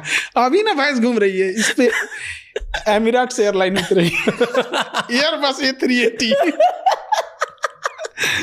इनको छोड़ दीजिएगा ना तो कहेगा कि सुनीता विलियम फंस गई थी, इसी पे उतार देंगे। आप KBC गए थे? हाँ। कैसा रहा एक्सपीरियंस? बहुत बेहतर, बहुत बेहतर। बताओ उधर क्या होता है, कैसे होता है? KBC में क्या बिहाइंड द सीन्स क्या होता है? बिहाइंड द सीन में कुछ खास नहीं होता है। जैसे लोग बुलाते हैं आपको फोन, पहले बुलाया जाता है तो 2 चीजें होती है। एक होती है कि आपको कैसे मतलब बैठना उठना है, क्योंकि वहां जाके आप माइक को सीधा करने लगे तो नहीं ना होगा यहाँ पे। और वो बताया जाता है कि क्वेश्चन को सुनने देना है, पहले पूरा प्रॉपर क्वेश्चन सुन लीजिएगा। वो हिंदी में भी बोलेंगे, इंग्लिश में भी बोलेंगे, तो वहां पर प्रॉपर आपको बता दिया जाता है कि इंग्लिश हिंदी दोनों में आपको क्वेश्चन क्या पूछेंगे ये किसी को नहीं पता होता है। और ये बहुत गलत मिथ है, कभी किसी को और भी कौन बनेगा करोड़पति में, इतना बड़े लेवल में चीज इतना धांधली नहीं होती है। तो बस आपको कुर्सी उर्सी दिखा देंगे 5 मिनट का, और वो नियम कानून समझा देंगे कि कब ब्रेक लिया जाएगा, तो आपको शांत रहना है कि ब्रेक के बीच में आप चाय पानी पी सकते हैं। उसके बाद से फिर वो एक ठो बॉस में बैठा देता है, लोग वेनिटी बहन बोला जाता है उसको, बस में बैठा देगा। और उसमें शीशा, कंघी, तेल सब चीज़ रहता है वहाँ पे। अच्छा, झाल मुड़ी कैसे बेचता है लोग ट्रेन वगैरह में, चना ये सब। वैसे मेकअप वाला सामान लेके आया था एक टू। सर लगा दे, हम कहे ना भैया ये सब मत लगाओ, हमको और खराब लगने लगेंगे। तो जिसको लगाना है वो लगा लिया अपना यहाँ पे। और उसके बाद से फिर नॉर्मल सा वो शर्ट पहन के आए, तो कहे कि सर ये तो शर्ट ठीक नहीं है आपका। कौन बनेगा करोड़पति में कोई आता है तो बड़ा सोच समझ के आता है कि मैं यहाँ जा रहा हूँ, ऐसा कपड़ा पहनूंगा वैसे। हाँ, बात उनका भी सही था। हम क्लास लिए और रक्षाबंधन था, राखी बंधवाएं, और शाम 6 बजते बजते राखी कंप्लीट हुआ, और रात 9 बजे की फ्लाइट पकड़ के मुंबई आ गए। अगले दिन शूट हो गया। तो हम तो जल्दबाजी में आए थे। हम क्या यार, जो कपड़ा है इसी पे खींच दो ना यार, कौन मार हमको शक्ल देख के यहाँ बुलाया। शक्ल देख के बुलाना रहता तो कभी ना बुलाता। उन लोग को तो यहाँ खुद हीरो हीरोइन की कमी है थोड़ी। फिर वैनिटी वैन में रहते हैं, फिर अमिताभ बच्चन साहब आते हैं। वैनिटी वैन में आते हैं? नहीं, वैन में नहीं, उनका वो पीछे एक स्टूडियो रहता है पर्दे के पीछे, तो वहाँ वो 2 मिनट के लिए सबसे मिलते हैं कि आज हम लोग का वो शो है तो चलते हैं हम लोग। फिर बैठते हैं, क्वेश्चन चालू हो जाता है। हम लोग के लिए बहुत नया क्या था ना कि वो जिस स्टेज पे बैठते हैं ना उसके भी नीचे लाइट लगी होती है, और वो लाइट एक जगह वो ऐसे घूमते रहती है, ऐसे ऐसे ऐसे, सामने भी ऐसे ऐसे घूमते रहता है, और इधर से म्यूजिक निकलते रहता है, और सामने क्वेश्चन है, और क्वेश्चन पूछने वाला कौन है? अमिताभ बच्चन। एक रेस्पेक्ट की फीलिंग आती है कि हम तो देखते रह गए उनको, कोई क्वेश्चन बाद में जाएंगे हम देखेंगे बाप रे बाप। क्योंकि एक बार हमको याद है कि उनकी एक फिल्म देखने गए थे, मर्द, तो हम लोग के घर टीवी नहीं थी, तो दूर गए थे लोग देखने के लिए, तो रात हो गया था आने के लिए। तो जब लौट के आए ना, तो घर दरवाजे पे सब लोग इंतजार कर रहे थे अपना अपना सामान लेके पीटने के लिए, कोई झाड़ू, कोई चप्पल, जिसको जो मिला धो दिया। मेरी बुआ मजाक करने के लिए पूछी, और जाएगा फिल्म देखने? और जाएगा? अब मजा आ रहा है ना, पिटाया है ना? तो हमको गुस्सा लगा। हम कहे मर्द को दर्द नहीं होता है, फिर पिटाया। उन्हीं का फिल्म था ना, मर्द भी फिर पिटाए थे। तो अमिताभ बच्चन थे सामने, तो लगता है भाई कौन है। और हमको सबसे बड़ा क्या डर लग रहा था, हम हैं टीचर, और सबसे ज्यादा अगर कोई किसी का टांग खींचता है ना तो एक टीचर दूसरे टीचर का टांग खींचता है। ये सबसे उटपटांग चीज है। देखिए कभी किसी टीचर का यूनियन आप नहीं देखिएगा, उसको सबसे ज्यादा टांग खींचेगा, एक दूसरे की बुराई, उसको क्या आता है, अरे भाई पढ़ाना यार। एक टीचर को क्या होना चाहिए कि आप कितने कम फीस में पढ़ाए, बात इस पे होनी चाहिए। कितना बेहतर ढंग से समझाए, बात इस पे होनी चाहिए। आपका क्वेश्चन कितना एग्जाम में होना चाहिए, आ गया, खत्म। 3 चीज के बाद आपको क्या मतलब बनता है। तो हम गए, हमको इस बात का टेंशन था कि अगर एक को क्वेश्चन छूटा तो हमारे ही लोग, टीचिंग के लोग क्लास में कहेंगे एक मास्टर गए थे केबीसी में, और हमको डर किस बात का था कि फिल्म से क्वेश्चन ना पूछ दें, क्योंकि हमें फिल्म के बारे में कोई आइडिया नहीं है। बहुत उटपटांगे यहाँ पे। तो वहाँ पे तो हम बैठे थे, फिल्म सिटी में तो खाली इधर ही उधर रहते हैं लोग यहाँ पे। तो एक कोई लेडीज थी, तो हमसे पूछने लगी कि सर ये ऐसे, हल्का बातचीत हो गया। तो हम पूछे आप क्या करती हैं, तो हमारे टीम वाला एक बोला क्या करते हैं, वो हीरोइन है। वो हम कहे तो गड़बड़ हो गया हमको क्या पता यार, हम फिल्म नहीं देखते हैं। हमको बहुत खराब लगा, सॉरी मैडम। कौन थे? आपको हीरोइन थी। अच्छा। अब फिल्म सिटी में तो खाली हीरोइन ही रहते हैं, उसमें बाकी लोग रहता कौन है। हम नहीं देखते हैं फिल्म, हमको ना मोबाइल और हीरोइन एक के जैसा लगती है सब। अब तो मोबाइल सब एक ही डिजाइन का आ गया है, कोई चेंजिंग ही नहीं रह गया। पहले बटन वाला था तो समझ में आता था, ये दूसरा मोबाइल, ये दूसरा मोबाइल है, एक ही जैसा लगता है। तो फिर वही डर इसी बात का था कि फिल्म से क्वेश्चन ना पूछ दे। फिल्म से नहीं आया, दड़दड़ा दिए बाकी सब। पढ़ने से आप करोड़पति बन गए रियल लाइफ में? रियल लाइफ में मतलब पैसे से? हाँ। देखिए अमीर इंसान का हम एक परिभाषा बताते हैं, जिसके बगल में बैठे गरीब को एहसास ना हो कि वो गरीब है। हमारे बगल में कि गरीब को कोई दिक्कत नहीं हो गया कभी भी कोई चीज़। अब थोड़ा सा भीड़ भाड़ इतना हो जाता है ना, हम तो खुद चाहते हैं, हमको सबसे अच्छी लगती है मोटरसाइकिल। कहीं भी घुस जाओ, ना जाम में फंसना, ना किसी गली में। बट होता क्या ना कि अभी मोटरसाइकिल से जाएंगे तो कोई रोक लेगा, सर मेरा बेटा इंटर किया है, इसको क्या कराना चाहिए, इनको क्या कराना चाहिए। हम क्या बोलते बोलते फंस जाएंगे। मेरा एक बार फ्लाइट छूट गई थी इसी चक्कर में भगा कर धकेलते नहीं ना भाग सकते आप। तो सर ये क्या करे, 10th में कई लोग तो पूछते हैं मेरा बेटा अभी 5 में। हम कह रहे यार उसको तो 5 में है, तो आप अभी से क्या उसको डिस्टर्ब करें, अभी तो उसको उसकी खेलने कूदने की उम्र है, अभी तो स्कूल में जा रहा है, उसको उतना 5 घंटा 6 घंटा उसको रहने दीजिए यहाँ पे। तो थोड़ा सा हो जाता है। आप कपिल शर्मा में भी गए थे? हाँ। वहाँ का एक्सपीरियंस कैसा था? वो भी बहुत बड़े। कपिल शर्मा ना रियली मतलब वो ना कॉमेडियन टाइप के हाई है, उनके बातें में ही हंसी आती रहती मतलब 10 मिनट बात भी करेंगे तो बहुत हंसी आएगी। तो वो मिले फिर आपसे बिफोर शूट के? पहले मिलते हैं बाद में मिलते हैं, क्या था उधर एक्सपीरियंस कैसा था? हम शूट से पहले हमको लगता है 1-8 मिनट के लिए सब लोग मिलते हैं, ज्यादा के लिए नहीं, बस वो गेट टुगेदर के लिए, नमस्ते हाय हेलो कैसे हो गया। लेकिन अमिताभ बच्चन को हम देख के ना बोले, मतलब इंसान अपनी सफलता के मतलब दादा साहब फाल्के के बाद कोई फिल्म इंडस्ट्री में है तो वही है।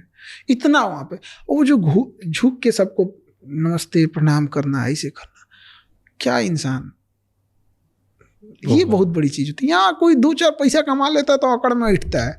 हमारा बोलेरो खरीद लेगा तो पूरा भर गाँव नचाएगा बोलेरो, वो EMI पे।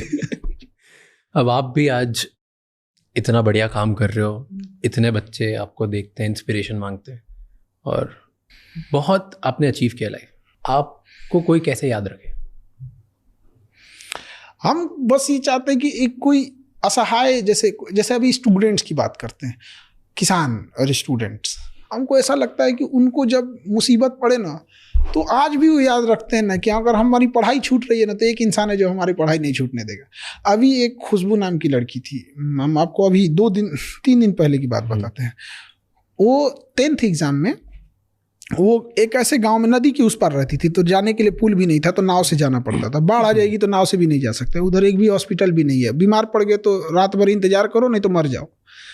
और वो 10th में जब 10th का एग्जाम दे रही थी तो अपने मम्मी से कही थी कि हमको इंटर में साइंस रखना है सो दैट कि हम डॉक्टर बन सके।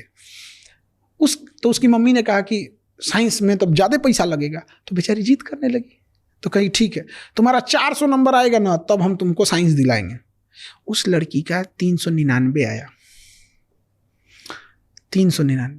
हद देखिए, उसके घर वालों ने उसे साइंस नहीं लेने दिया, उसका डॉक्टर बनने का सपना तोड़ दिया गया और उस लड़की को आर्ट्स दिला दिया गया। वो हिस्ट्री ज्योग्राफी पॉलिटी ले ली, उसके लिए पढ़ाई बोझ हो गया, रोने लगी। 1 साल तक उसकी पढ़ाई बोझ हो गई। एक मीडिया वाला उसके घर गया तो उसने कहे कि खान सर को मेरी बात बस ये पहुंचा दीजिएगा कि मेरा सपना है, हम क्या बनना चाहते हैं, कि हम साइंस लेना चाहते हैं, डॉक्टर बनना चाहते हैं।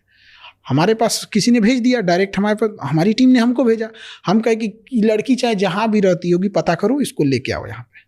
वो आई, अब वो दोबारा 1 साल जो 11th कर लिए ना वो कैंसिल। अब वो दोबारा फिर 11th में एडमिशन हुआ, दोबारा वो साइंस ली। और शिक्षा मंत्री भी इसमें इन्वॉल्व हुए, उन्होंने भी स्कूल अलॉट करा दिया। हमारे पास आई कि हमें डॉक्टर बनना है, तो उसकी मम्मी कही हम मोबाइल नहीं रखने देंगे, क्योंकि गांव के लोगों में क्या है ना कि वो लड़कियों को बढ़ने ही नहीं देना चाहते हैं, बढ़ने ही नहीं देना चाहते। उसको बहाना है कि मोबाइल से बिगड़ेगी। इसका मतलब जब मोबाइल नहीं था तो लोग नहीं बिगड़ते थे। अरे गधा कहीं का। लेकिन क्या करेगी उसकी माँ, उनकी माता जी समाज को देख के कर रही है ना, कौन माँ नहीं चाहेगी मेरी डॉक्टर बने। हम कहे तो बड़ा दुविधा है, करेगी पढ़ेगी तब रखने देंगे, नहीं तो नहीं रखने देंगे। तो भाई उसमें क्या, अब दिन भर तो मोबाइल में नहीं देखते रहेंगे, अब हम क्या करें। तो हम उसको कहेंगे एक काम करो तुम लैपटॉप लो। तो कहेगी मेरे भाई के पास मोबाइल है लेकिन हमारे पास नहीं है, भाई ऑनलाइन क्लास करता है, उसका भाई मेरे से ऑनलाइन क्लास करता है। तो हम कहे ठीक है, अब तुम्हारा भाई लैपटॉप, तुम्हारे पास लैपटॉप रहेगा। तो कह रही कि भैया को बोल दीजिए कि ऐसा ना हो कि फिर बदल ले, कि लैपटॉप मोबाइल हमें दे दोगे, बदलोगे तो। अब वो लड़की दोबारा पढ़ रही। वो लड़की चाहती तो किसी को बुला सकती थी कि मेरा वीडियो आप मोदी जी तक पहुंचा दीजिए, मेरा वीडियो। हजारों लोग टीचर हैं, किसी तक जा सकती हो। किसको बोली थी? खान सर। और कही वो गरीबों को पढ़ाना चाहते हैं, गरीब इंसान को। आज वो पढ़ेगी, और उसको शर्त रखे है कि तुमसे इलाज कराने हम आएंगे, अब फीस नहीं देंगे। क्योंकि उसके लैपटॉप में हमने सारे क्लास डाल दिए, नीट के 11th NEET, 12th NEET, dropper NEET, जिसमें अच्छा लगे उसको वो सारे क्लास उसको ले दिए। और उसको हमने एक्सेसिबिलिटी 24/7 की एक्सेसिबिलिटी दे दी है कि उसको जब चाहे जो बात है आके कह सकती है, टेस्ट दे सकती है, उसे कोई नहीं रोकने वाला है यहाँ पे। अच्छा लगता है। अब जब ये डॉक्टर बनेंगे लोग तो आपको क्या लगता है, किसी मरीज से ये क्या कहेंगे कि तुम ब्लड जांच करा के आओ, आधा कमीशन मेरा। ऐसा कोई नहीं होगा। ये चीज अच्छा लगता है कि लोग इस वजह से याद करें।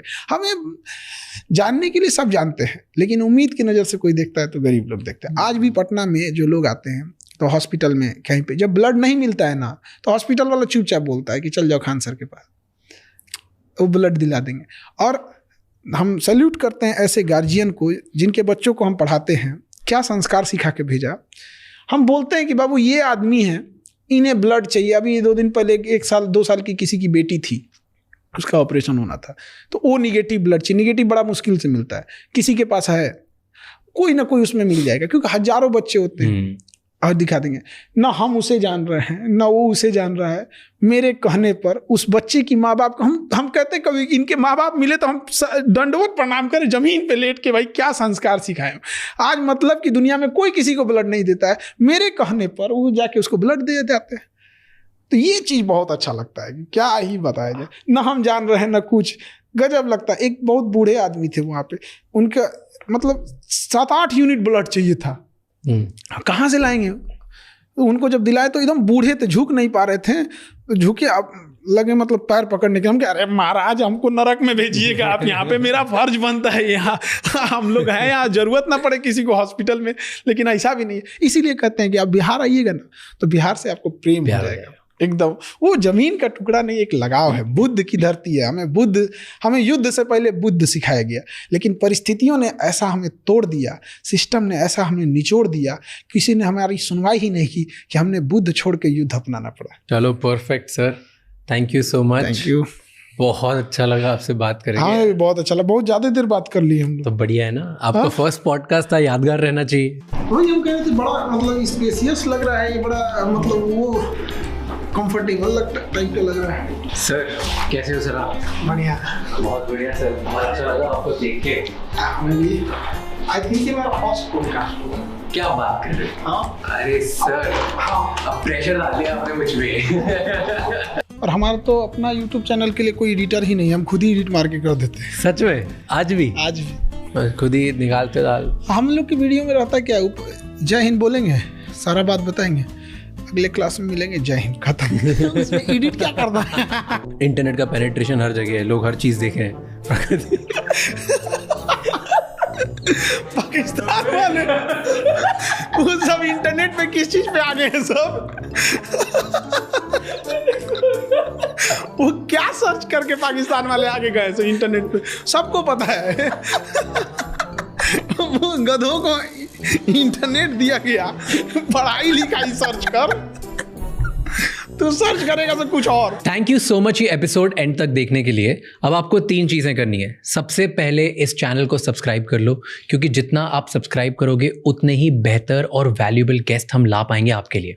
नंबर 2, मुझे कमेंट्स में बताओ इस एपिसोड में आपको क्या अच्छा लगा और क्या गंदा लगा, ताकि हम वो मिस्टेक्स रिपीट ना कर पाए। एंड कौन से ऐसे गेस्ट हैं जो आप देखना चाहते हो वापस हमारे पॉडकास्ट पे, ताकि हम उन्हें लेके आएँ और आपको ज़्यादा से ज़्यादा वैल्यू दे पाएँ। एंड नंबर 3, ये एपिसोड किसी एक इंसान के साथ ज़रूर शेयर करना, क्योंकि one conversation can change someone's life. I'll see you next time. Until then, keep figuring out.